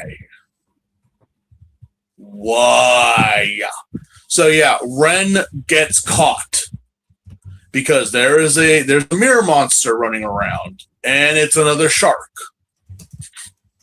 It's again, I'm like, well, this could it's a great white, pretty much, because obviously, because like, oh no, it's an obscure shark. It's a white fin. It's a mako. It's whatever. I'm like, no, let's just keep it simple, people. It's a great white. Mm-hmm. If Jaws did, if Steven Spielberg did anything, is that the great white shark will always be a go-to for monster movies. Obviously, there's this whole, we get the whole thing, but Ren gets caught because he goes down into a subway tunnel, and the kid sees him. He sees the monster. They jump into the mirror world, and he just thinks, that's so cool. I'm like, oh God, here we go. Here we go. And I'm kind of surprised Ren didn't kick this kid's ass in the show. Because how come is it that when Shinji acts this way, he's always beating him upside the head, calling him a loser, saying all these things, and yet when this kid does it, he's just like, you little scamp. Go burn down a building or something. You little rascal, you. I'm like, what? Mm-hmm. Okay. So, honestly, yeah. So, it's one. I mean, whenever you think of children, they always admire superheroes, right? Because they just see they're so cool. But what does it mean to be a hero? That's what the whole premise of this show has been. What does it mean to be a Kamen Rider? And for children, it's just that you look cool. Because that's pretty much what the reason for this kid's existence in this episode is. You know? It is just about looking cool because Ren looks cool and he is cool. And I'm like, are we talking about the same Ren? Mm-hmm. I'm like, I mean, don't get me wrong. Ren's all right, but like he's not cool. He is just aloof. I really don't get Ren's like train of thinking at times in this show. I mean, his costume's cool. That I do not deny, but Ren himself, that's like saying Shinji's cool. Shinji is not cool. Mm-hmm. But yeah, apparently we do deal with the great white shark, and it gets away as always because we got to stretch this episode out to 30 minutes. We can't just kill said great white shark right then and there. And of course the kid just kind of stalks Ren. I don't know how, but he does, knowing where he's at and who he is, and confronts him. It's like, I just saw you. You're so cool. I want to be a Kamen Rider too. And it's like, why? Why would you want to be a Kamen Rider? Especially with everything we've seen in this show. Why would you? Which actually, I said to myself, you know what? This could be a very, very interesting episode.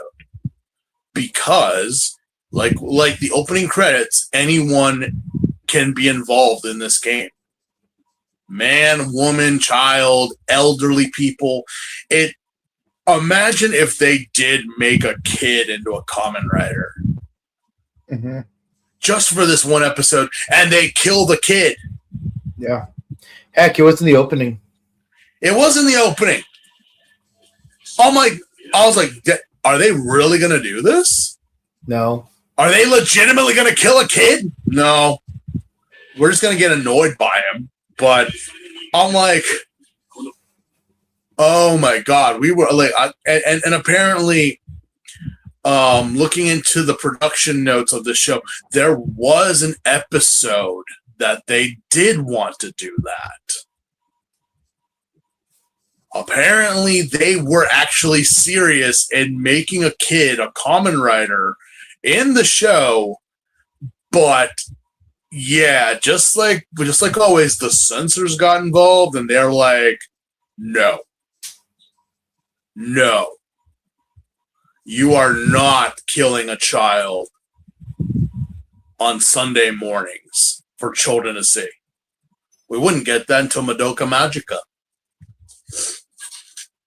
Like, we're not doing that. We're not gonna. I'm like, really? Yeah, we're not doing that. Apparently the idea was, again, this is just production notes from the early days. What I read, apparently they wanted Kamen Rider Guy. They wanted Jun's character to be a kid. Because I'm like, Jun was very young out of all of the people in this show. I think the actor was like a young 17-year-old guy when he did this show. He was very young. So I was like, that would have been interesting if you had actually done it to X out a kid. But the premise is not much goes on in this episode besides this annoying brat, like straight up, you know, like stealing Ren's deck box and like wanting to be a Kamen Rider. He wants to be cool. He wants to be cool and beat up jerks at school that take his lunch money. Oh, yeah, no, that sounds about right. Again, not a bad idea. And I would actually have enjoyed this because why? Because years before in Super Sentai, we actually had characters like this. The character Ko from Die Ranger, the first White Ranger, was an 11-year-old boy. And yet people love the White Ranger. They love the Kiba Ranger, don't they?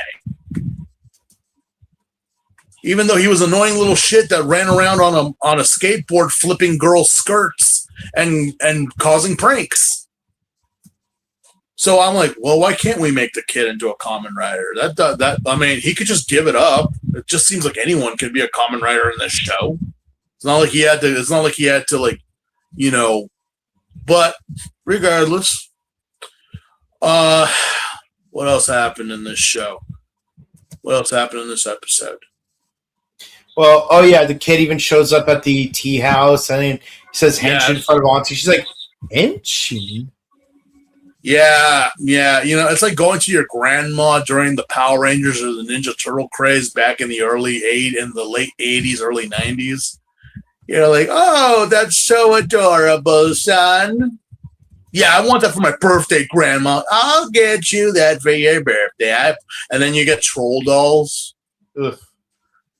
I said I wanted the people with, they do have colors, Sonny. See, he's got pink hair and a little pink gem in the belly. Oh yeah. You know, Jesus Christ, that's a flashback. Anyway. Yeah. So again, well, there is a B plot with Yui again, because you know, obviously her brother Shiro is still being mysterious, and she's still trying to find out like why this is all happening. We do get a quick cameo from Asakura, who I'm like, it's been like 2-3 days. Asakura, you're still not recovered? You still haven't, like, I don't know, coagulated or patched yourself up yet? No, you're still kind of dying over here. Well, anyway, yeah, the next day, Ren finds out that his deck box is missing because the little shit took it. And he ran away with it because he wants to be cool and the popular kid, which makes me ask the question. You know, this is the equivalent of like one of those special episodes. You know those afternoon special episodes where like, oh, a kid sees guns on TV, so it's cool. So they grab the gun from their dad's drawer so they can be cool. And then, much like Brooklyn from Gargoyles, because I've only seen like 2 or 3 episodes of Gargoyles, things don't happen the way they're supposed to. I mean, it would be easy for me to reference Jimmy from Static Shock, but I think the Gargoyles episode kind of works better for this. You know what? I will do a hot take right now. And I know some people at me, but when are they not at me? I have watched Gargoyles like entirely. I did have I don't know if I can say it was a girlfriend or whatever. I mean, we were very close, let's just put it that way. And like, obviously, don't get me wrong, Keith Richards or Keith David, bless his heart, bless that man, love that man. I loved him in John Carpenter's The Thing. Even for all you musical lovers out there, yes, I do like him in Has Been Hotel. The man has range. The man can sing. The man can do a lot. He deserves his star on the Walk of Fame. He really does. His character of Goliath was so boring. Like, the whole premise of the show is like, yeah, let's get the entire cast of Star Trek and put them in an animated series, which would be repeated again in Seth MacFarlane's Family Guy. Mm-hmm. I mean, oh yeah, we're quoting Shakespeare and all that stuff, and I'm like, yeah, but what's going on? What's happening? Again, who knows? I was just like, I don't know. And don't even get me started with the subreddit of sexy gargoyle fan art.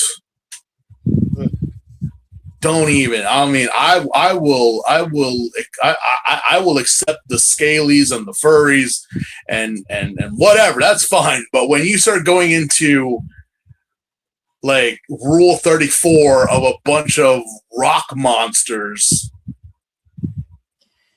that's where I'm like, okay, is nothing sacred anymore? Is there no line we dare not cross? Well, ask some Steven Universe fans. Well, no, don't even get me started on Steven Universe, because that's, I mean, you did say rock people, so yeah. Don't even get me started. We don't have time for it. We don't. So that I'll leave it at that. You want to talk to me about Steven Universe? Then go get some cheesecake and some coffee, and we'll meet at PMC in Pasadena. Because that is a conversation that will, like, holy crap. No. And make sure it's like good coffee and good cheesecake, because if not, a table is going to get flipped. Anyway, if I start seeing Rule 34 about these contract monsters, I'm leaving. But regardless, yeah.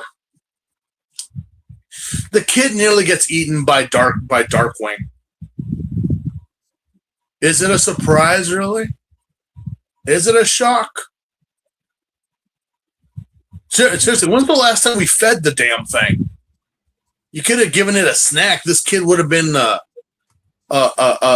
meal for it, but yeah, only for Shinji and Ren, and apparently Goro's here too.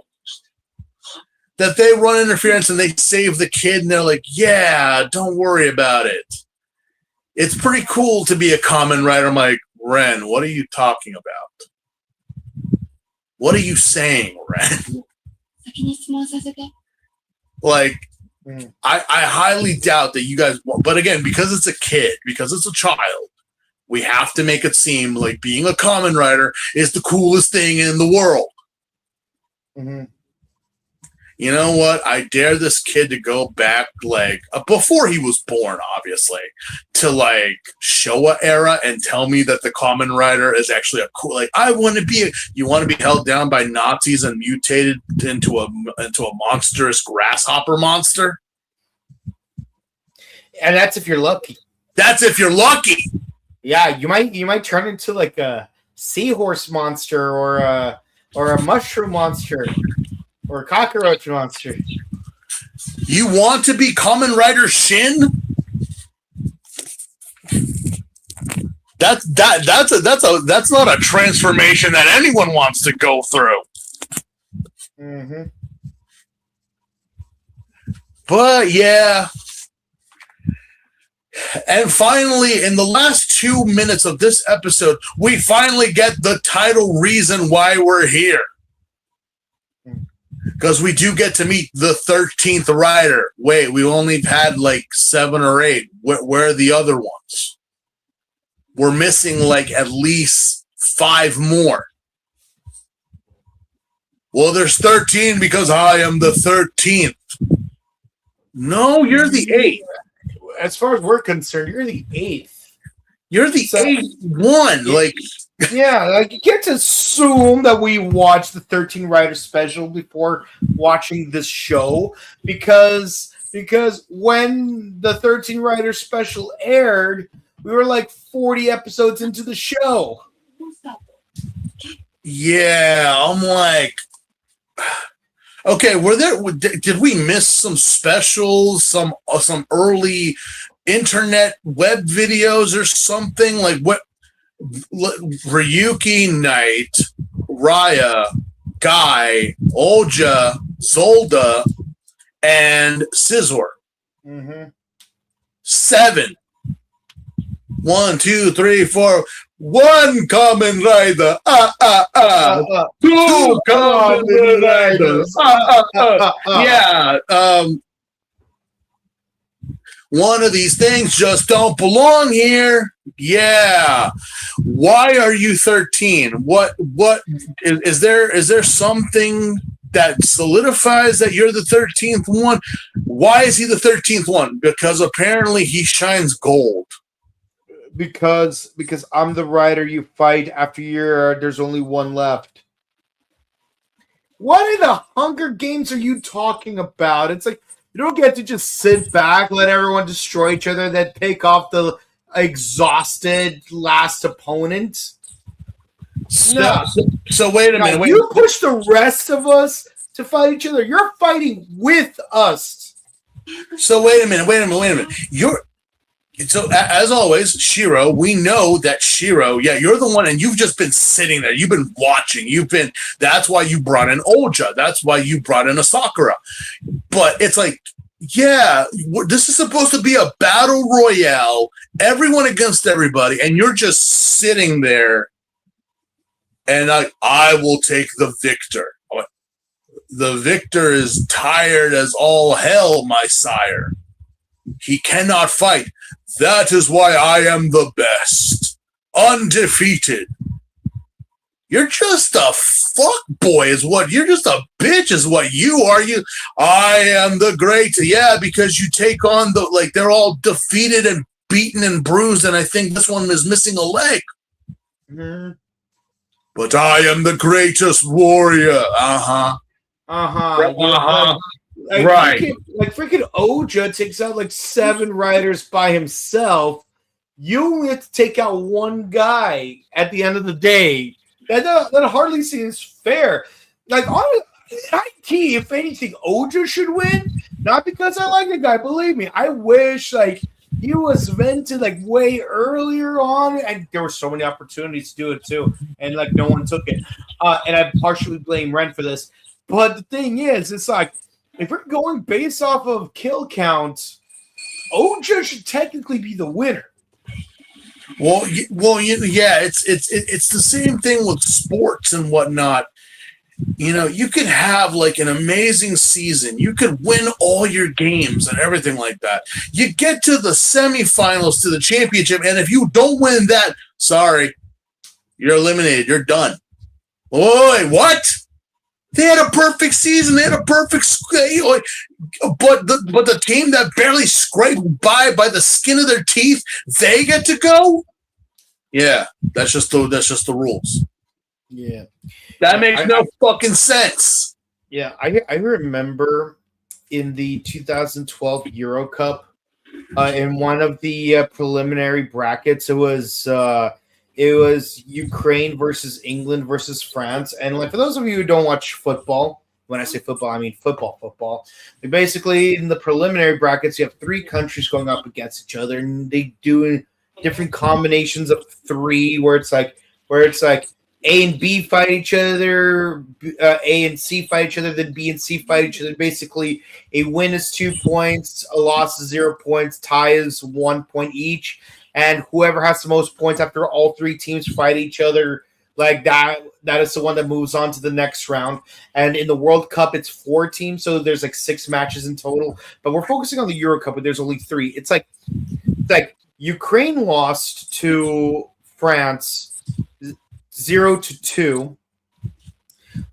Ukraine lost to England 0-1. But because because England beat France by only 1 point, if I recall. England's the one that moves up because it scored the most number of points. But what really annoys me is that my fellow countrymen were oh, we hope Italy defeats beats England. I'm like, why? Because England beat Ukraine. But the thing is, France beat Ukraine by 1 point more than England did. And also, if anything, shouldn't you be rooting for England? Because then you could say that, if we're going to lose to a country, let's lose to a country that actually wins the whole thing. At the end of the day, I think it was Spain that won that year. But the point is, it's the logic made no sense. Yeah, no, the logic makes no sense just in general, honestly. And especially here now that, like, oh, yeah, I am the 13th, I am the final boss, and blah, blah, blah. And I'm like, see, at least with Pegasus, it made sense, you know, Duelist Kingdom. It made sense because, yeah, no, you have time to recover where, yeah, no, oh, this is the part of the game where the boss does appear. And I'm like, yeah, but the thing is that he's saying he's the final boss. I am 13, and there's only been 8. So you're going to solidify that there's 5 more before it. Yeah. Again, at least with, like, Pegasus, like, you don't fight Pegasus until, like, you beat, like, the finals. And, like, even if Yugi lost to Pegasus, he would still be the winner of the tournament because dueling Pegasus isn't, like, the final match as much as it's the prize you get for winning the tournament. Yeah. And of course, Yugi chose fighting Pegasus as the prize instead of the $3 million because, you know, gotta save my grandpa. But can you imagine Pegasus like showed up? Ooh, I'm the 5th and final duelist in this tournament who is totally participating, but you don't get to fight me until the 4 of you defeat each other. And also Rex and Weevil and Mako and one other person are also still in the game somehow. But yeah, you know, the final opponents. But we do have our surviving Kamen Riders there as this is being announced that we have Kamen Rider Odin appear before us, a Phoenix-based Kamen Rider. But there is also a little bit of information that was also dropped as this reveal was happening. Apparently Reiko had seen a photo of Shiro beforehand, although she couldn't really remember where she had seen it before. But she's like, wait. She goes back to the cafe and finds Yui that was waiting to open up shop. She's like, I need to see something. And it's like, I thought I saw this before. It's like, what? That photo? That photo, man. Before she even says anything, Reiko drops the bomb that, yeah, Shiro. This guy's name is Shiro. I met him. He was in America. Uh-huh. But he died a year ago. He's been dead. And I'm like, what? Huh? What? He's not dead. No, he's dead. I know he's dead. I saw it. What the hell was that? Wait.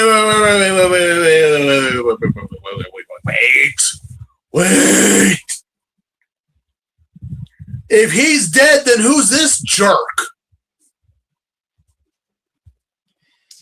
What? Who have we been talking to? Who the hell has been doing all this crap this whole time? So you're telling me that Shiro, his body is dead. He's dead. Yeah, he's dead.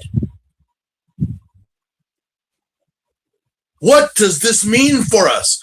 Hold that thought because we're not even going to touch on it. Mm-hmm. Not yet, anyway. Because you know what's better than a clip show, kids? A time vent. A literal recap of everything we've seen up to now. But it's not a clip show. We're reviewing a review episode. Just like in... So wait. We're reviewing a review about what? Yeah, because the great Odin demands it. Wait, what? Yeah, apparently he goes on this whole spiel that he is the final boss, the 13th rider in the episode 28, our final episode of review called Time Vent. He uses his staff because all the badass Kamen Riders have staffs, apparently. Not just Olja, but also Odin. Odin uses the card Time Vent and summons the Time Wizard to flash backwards in time because apparently you haven't been doing it right. I demand a review of what you have been doing this whole time. So we got to go back to episode 1. Yes. So Shinji runs over to the coffee shop. It's like, Ren, you won't believe what just happened. Who are you and why do you all know our names? Yeah, the time, the space-time continuum has been messed up. We're pretty much in Back to the Future logic here, which I just remembered an episode of Johnny Bravo. It'll cause a rip in the time-space continuum. Rift. It's rift, not rip. It rift. Time travel is such it's such a trash cliche to use in any story, because even if someone even though supposedly scientists have explained time travel, their explanation is pretty much as solid as a pasta strainer. Like, every explanation about time travel has major holes in it. Any story about time travel, whether it be Back to the Future, Doctor Who, what was that? The hot tub one. Was hot tub time machine? Yeah. Like, any of these movies, they make no sense in terms of time travel, because for some reason, in this case, so Shinji goes to the cafe, meets Ren and Yui before all that happened. So wouldn't that mean, because that happened, Reiko would have actually died? Because it was because of Shinji that saved her without her knowing, because the spider had locked onto her. But Shinji just said, fuck it, and just went straight to Ren and Yui before he ever met them. And it's just like, who are you? And how do you know us? And why did you have this? And it's like, well, because I'm a Kamen Rider. How do you know what a Kamen Rider is? So, I'm actually for Ren. It's like, oh, so you're one of those jerks I have to destroy.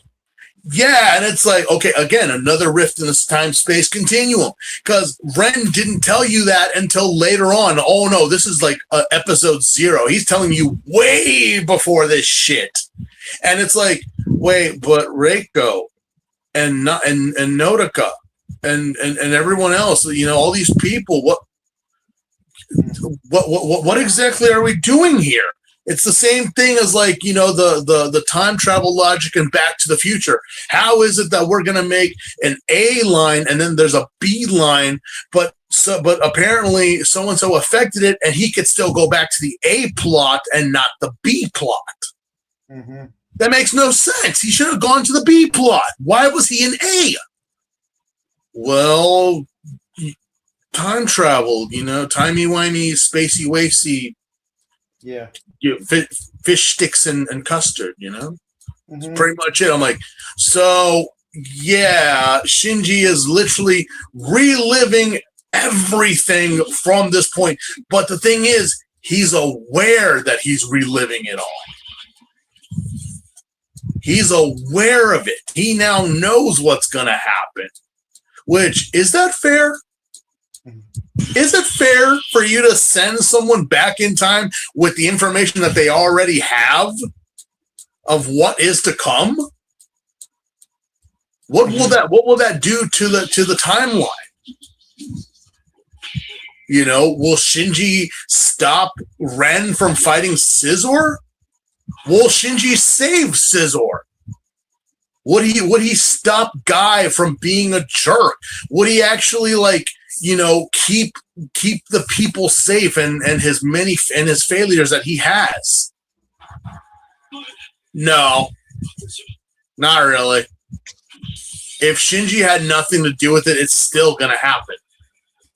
Mm-hmm. Which, again, remember, Scizor. We do get to see Scizor again in this show, in this little episode, and we get to relive the beautiful death of the lovely eating habits of crabs.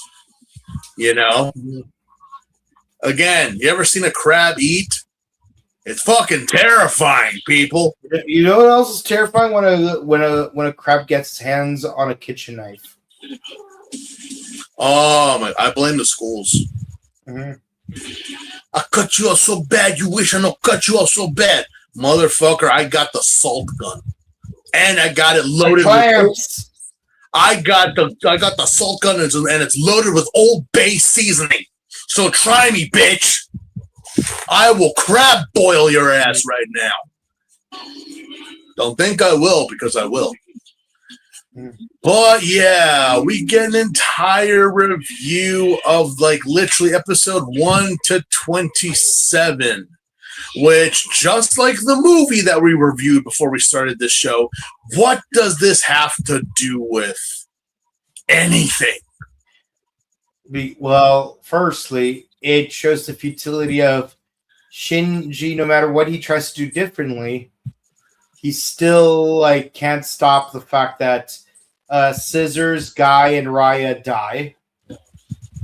Asakura still becomes Oja. Yeah. He still captures Metal Gallus and Evil Diver and fuses them into Genocider. And but at least he remembered to write down, hey, if you see gold feathers, punch right behind you. Yeah, it's, you know what? What I will say about this episode and its premise, at least you don't have to watch the Butterfly Effect with Ashton Kutcher to freaking get the point of like messing with the timeline.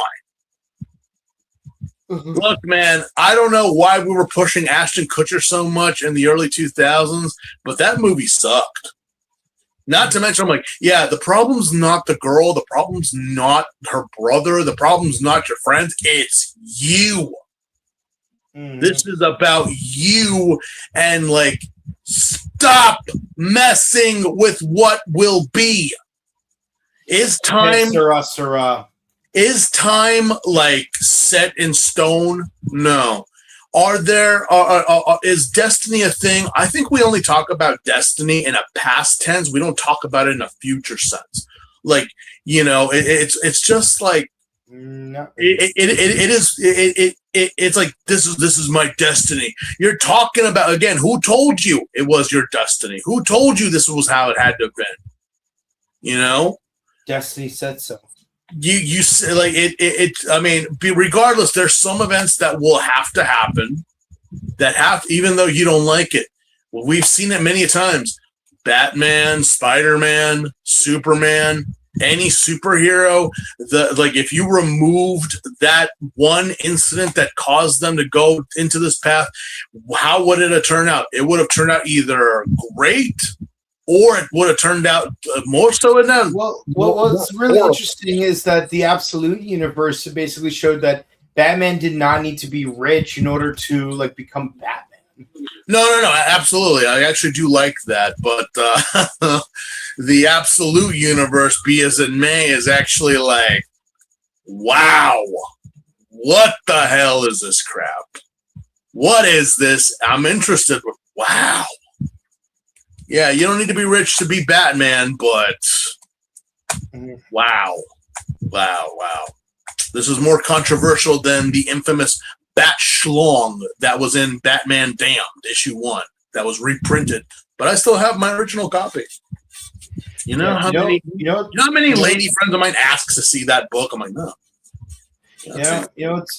I still can't get over the fact that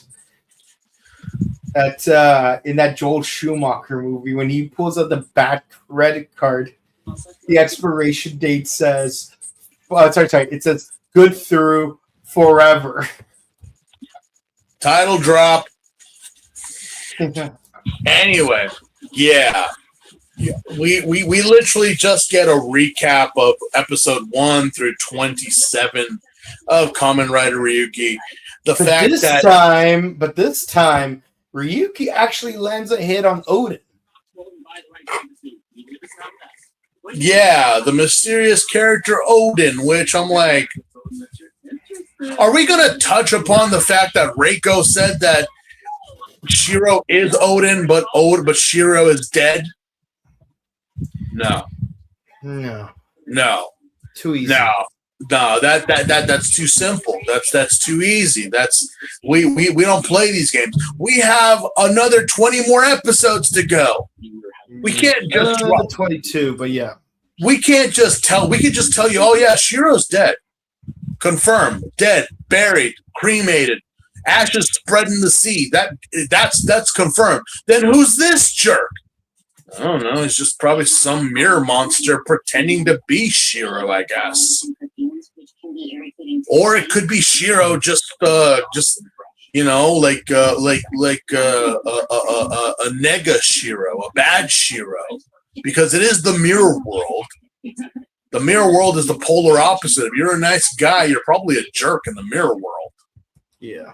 So, yeah, not much here other than just that, like a review, and then finally a continuation of the last. We added 3 more minutes to the last episode of the 13th Rider towards the end, because because just like a professor. All right, turn in your sheets. What did you learn in your review?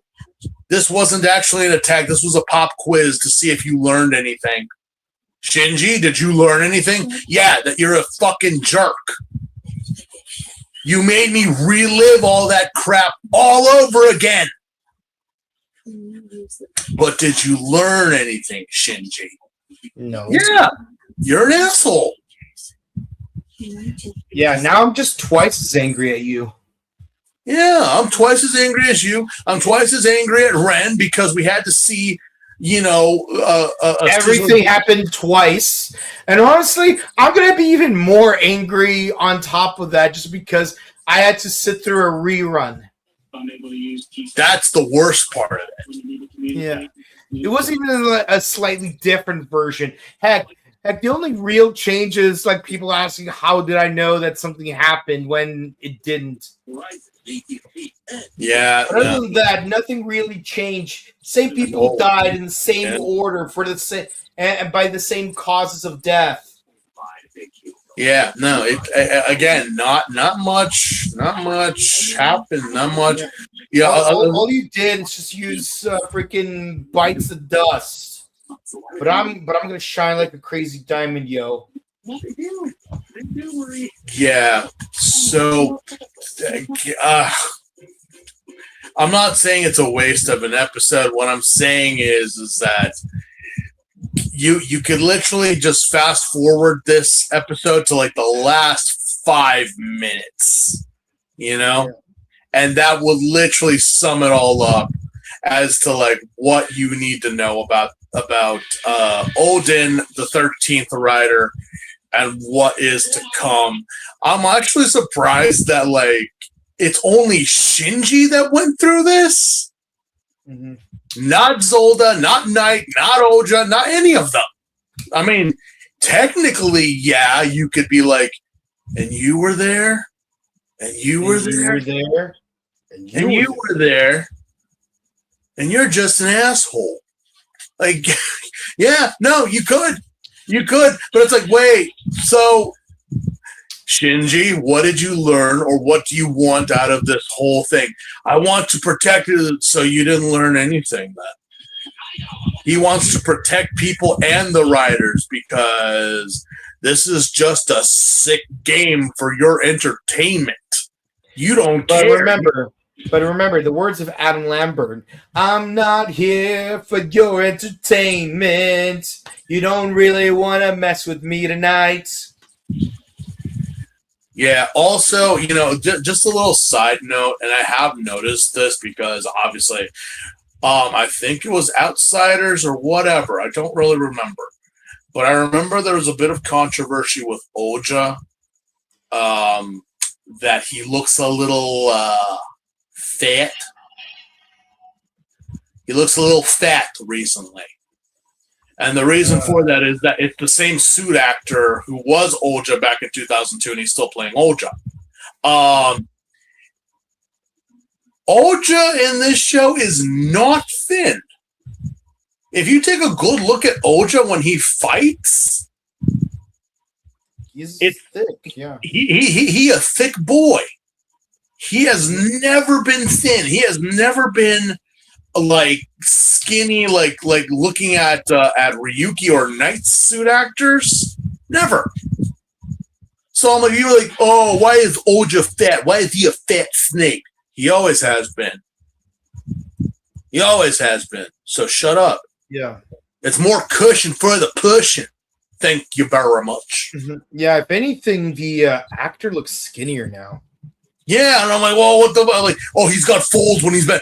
Have you seen Ojo when he does his poses? There's a roll. There's a roll. There's a roll. There's an onigiri right here. Give me a break. And also keep in mind, this show aired in 2002. It's been almost 20 years since 25 years since it aired. Not just 20 years, 25 years. Its anniversary is going to be next year. Oh my God. I'm really scared now because that means that we're reviewing this season now. There's going to be another like freaking Chronicle movie next year where we are screwed because like we're not going to be able to review it until after we're done with Geo. They'll do something. They'll make something, and we'll be kicking ourselves in the ass later on. It's like, why do we have to? Yeah. But regardless, yeah. This was a review episode. You don't need to watch it fully. You can just fast forward to the last 5 minutes to get any new type of information. Yui does not appear in this episode other than like through the flashbacks. Reiko, Nodoka, Daisuke, everyone else, Ren, Osaka, Goro, Tsuchi, all of them, they're just there for review material. Nothing really happens here other than the fact that, like, yeah, it's time to throw down. Well, what the fuck have we been doing since? What have we been doing this whole time then? It's like, yeah. Well, at least Shinji's now more convicted. Well, Shinji, I mean, you want to warp the poor boy. You want to twist the poor boy. You already did that. So you already have done that. But it's like you stabbed him again and then you twisted it again. But then you stabbed him again and then you twisted it again behind him. And then you threw salt and lemon in the wound. I'm like, how much more are you going to rake this poor kid? Seriously.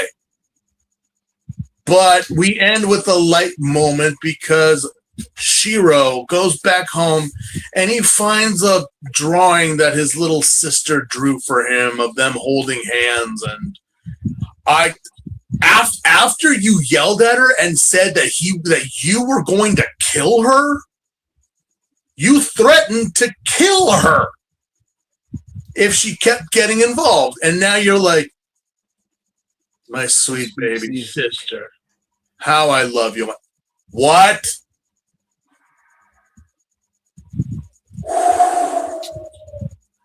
You gotta love these touching family moments. Oh, it gets more messed up when you find out the actual truth. No, I know this is gonna get more messed up. But we do get left off with the review for next week, and apparently it's a Reiko focused episode. So at least we're moving forward. Yeah, and we got a hyper battle video next week. Oh boy. Yeah. And it's gonna feature a suit actor that we've seen before. Okay. All right.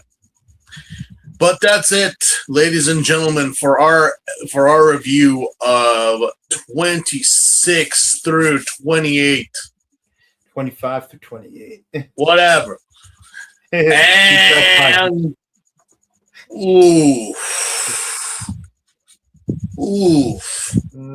when I said I wanted coffee and I wanted it black, I didn't mean I wanted the void. Mm-hmm. Even though at times it is necessary. There was no cream, there was no sugar. This was just full family carnage. This was like, oh, I'm looking forward to Thanksgiving this year. Just like, oh, family. Oh, family. You can pick them. You can pick your friends, but you can't pick your family. My God, seriously. Just, and the fact that Shiro is dead. He is dead. I'm like, all right. Then what's this thing? Well, you're gonna have to wait and find out.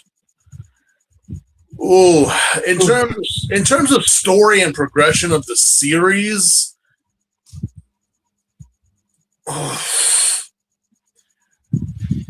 Let's start with the individual episodes. Like, how would you score them? the first two involving a Sakura, I would say they deal it leads into both nines. Like, also the relationship with Yui and Shiro also got touched on. There was a lot of familyness in those two episodes. We got a lot more lore in terms of it. The mirror monsters, the conflict, though, not really necessary. So again, it's a 9, but it's a low 9. Because other than the lore of the characters and what the reason all this is happening for, that is what you're watching.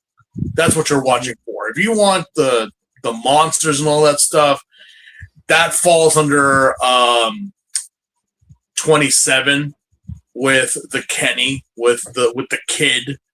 And even then it's like, yeah, that one is the lowest scoring episode so far. Like, nothing gets added, nothing. It's a 5. It's a 5 with the kid. You know, not the kid did exactly what it was supposed to do. It was supposed to annoy Ren, annoy Shinji, and everyone else, and just like, yeah, I wish they had gone with the premise of making a kid a Kamen Rider, just to like really hammer it in. I'm like, yeah, would the kid have survived? No. Would the kid have died? Probably off screen, but yeah.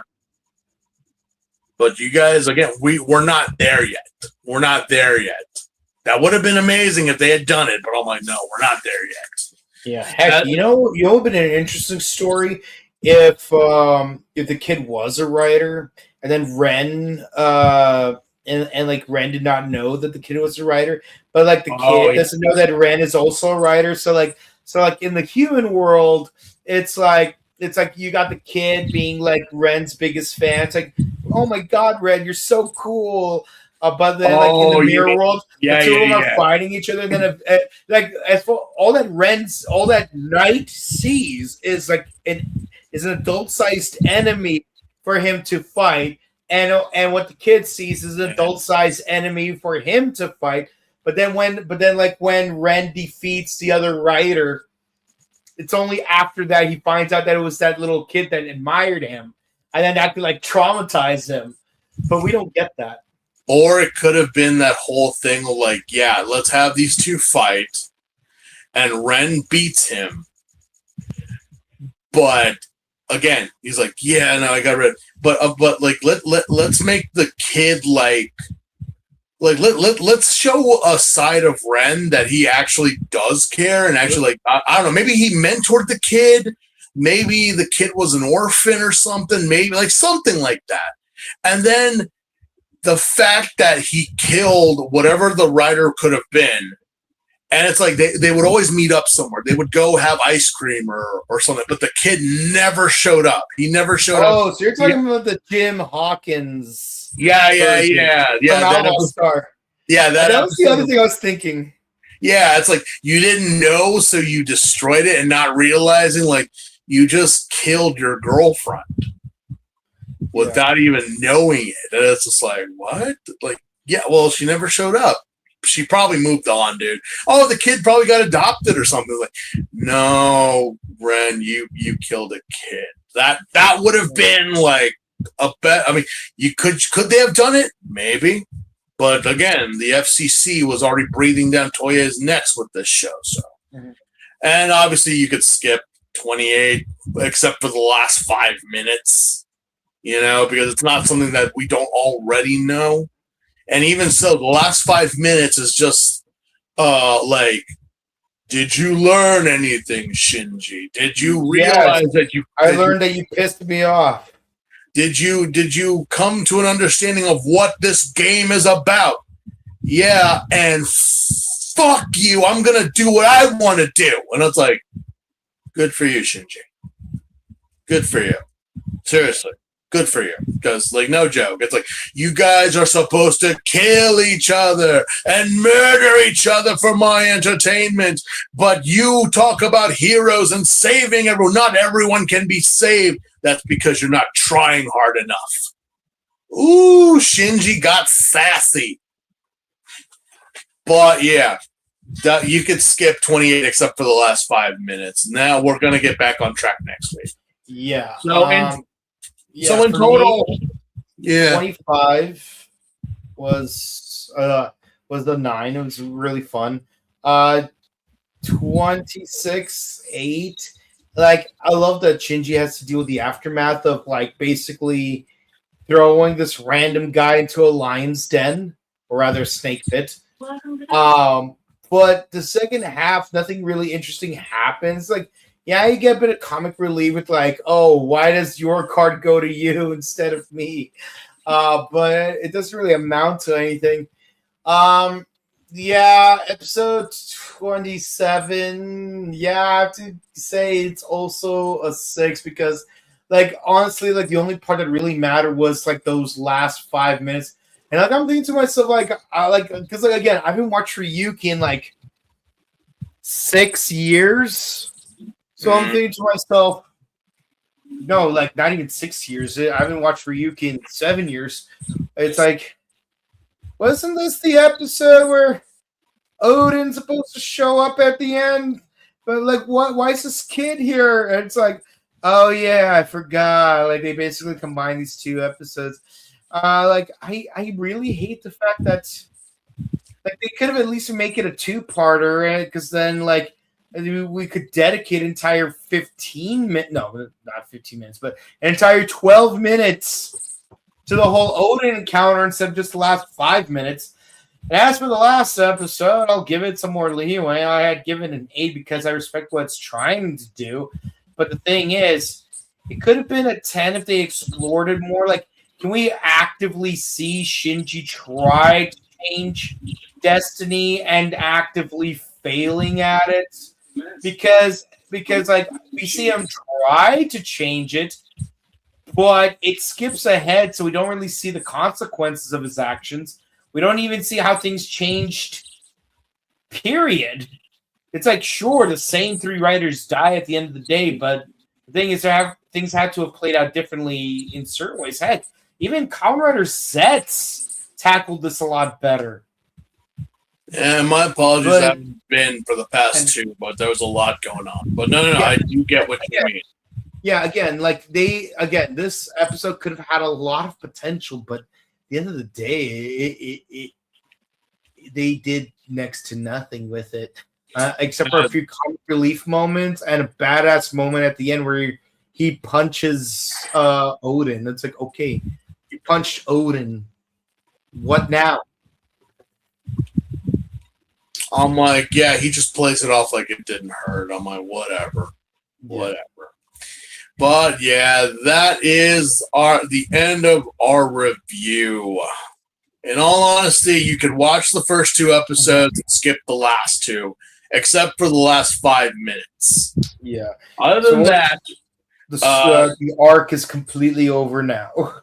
Yeah, tune in next week as we dive into a new arc, which now Oja's still with us, obviously, but the focus isn't on Oja anymore. It's now on Odin and what is happening with everything.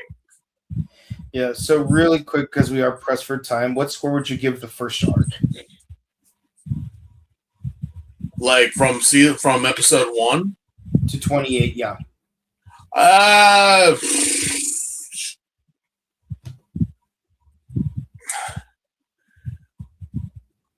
It's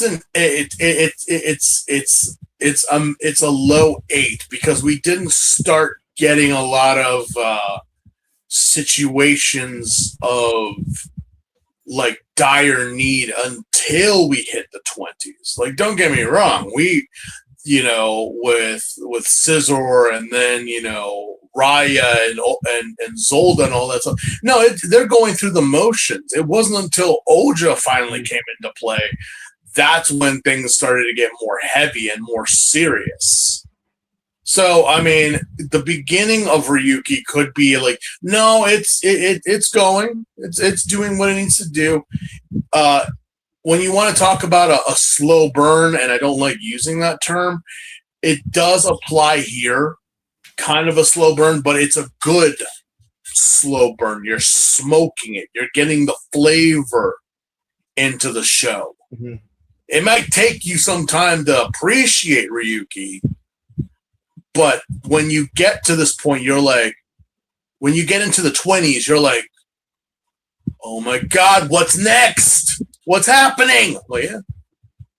It took you a minute. It took you to get through 20 episodes, but it's like, oh my God, what, and why? And like, that's pretty much it. It's like smoking brisket. It's like smoking meat. You gotta give it time for you to appreciate the end product, you know? That's how I see it right now with the first arc. So it's a low 8, but that's just because it took its time to build itself. And what we have built so far is a structured foundation. So that is just me on the first arc. Mm-hmm. Yeah, me, I would have to give it an 8 because it has a lot of really cool concepts, great characterization. It's just certain episodes they just kind of like hinder the momentum of the show, especially with certain decisions certain characters make, like the whole like Ren fighting Shinji when he was about to defeat Sakura. It's like, why? You make things harder for you. Like if you just took him out, he wouldn't have merged with Metal Geras. He wouldn't have merged with Evil Diver. We would have one less problem. His brother wouldn't die. And let's be honest, I just want to piss off Shiro by killing off what is clearly the character he's giving the most favoritism to. Oh yeah, no yeah. Come on. Like, let's be honest. You gave him those 2 contract cards. Yeah, no, because he wanted to throw the wrench.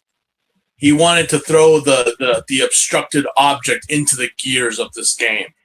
He's like, no, it's time to. Things are going too smoothly, and it's time to fuck shit up. That was his premise. That's his logic. Yeah, he's allowing things that, in all honesty, is illegal, just so he can get entertainment out of it. So, right. Yeah. Let's see what we got from our audience. I feel bad for Sakura's brother. He didn't want any part of this, but Reiko dragged him into it. Yeah, fuck you, Reiko. Leave the man be. Leave him alone. If a guy says, I don't want to see my brother, maybe there's a reason. But he's your brother, though, and? He's also a serial killer. Yeah, that's exactly what, people want in their families. Your brother's a doctor. Your brother's a lawyer.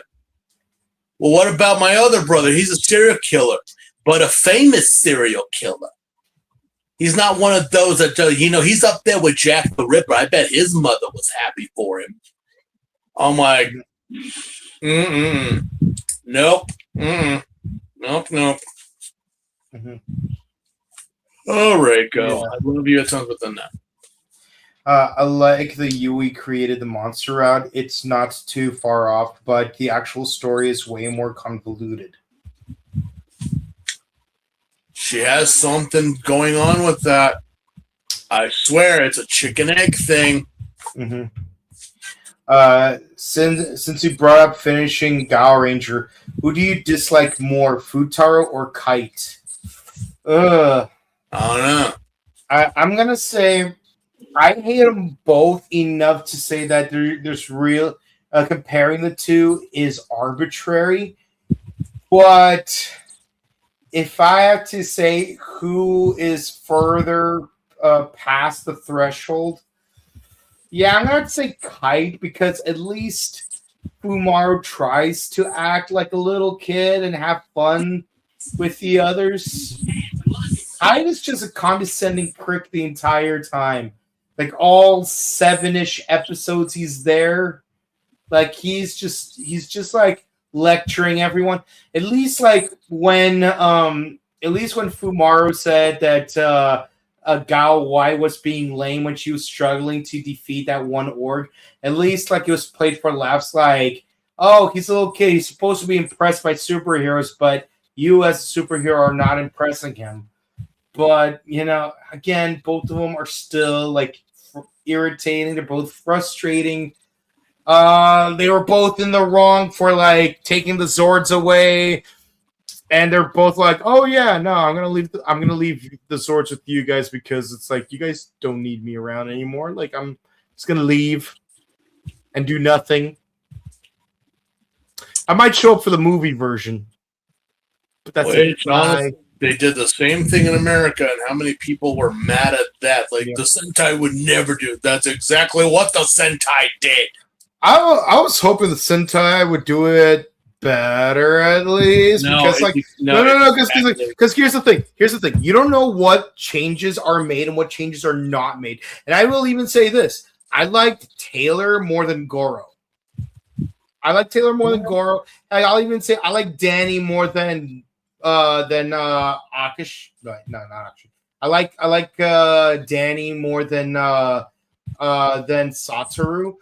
But yeah, Venjix and Jindrax and Toxica were also better in the American version. But there are certain things that the Japanese version did better.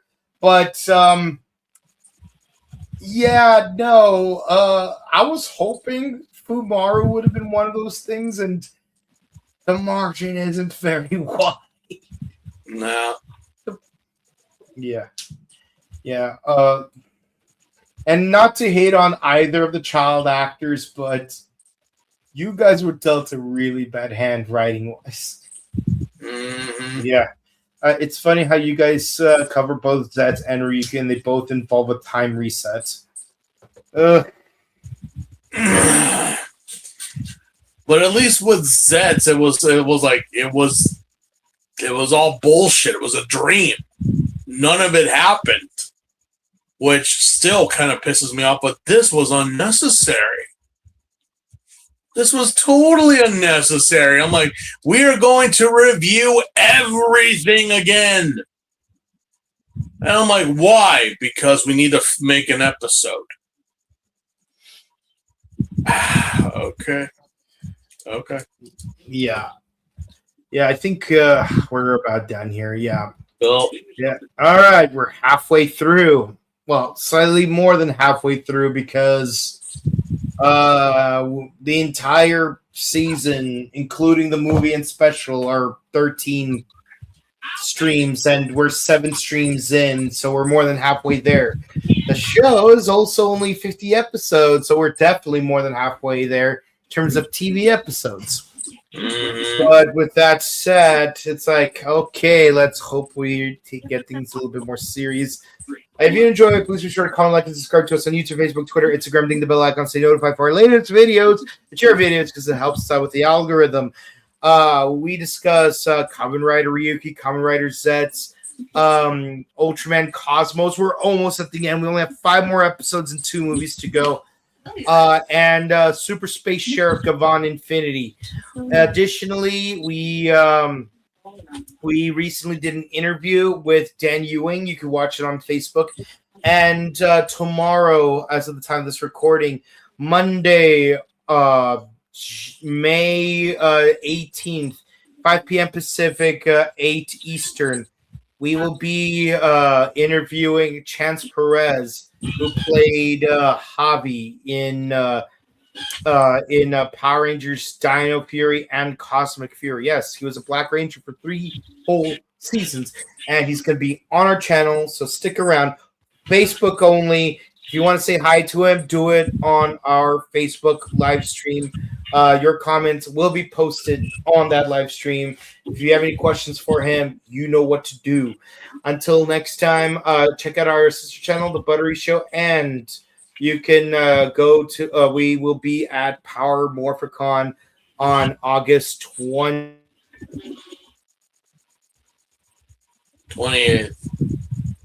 Yeah, just stick around for our personal content, and we hope you guys have a great week. Have a good one. Good night, guys.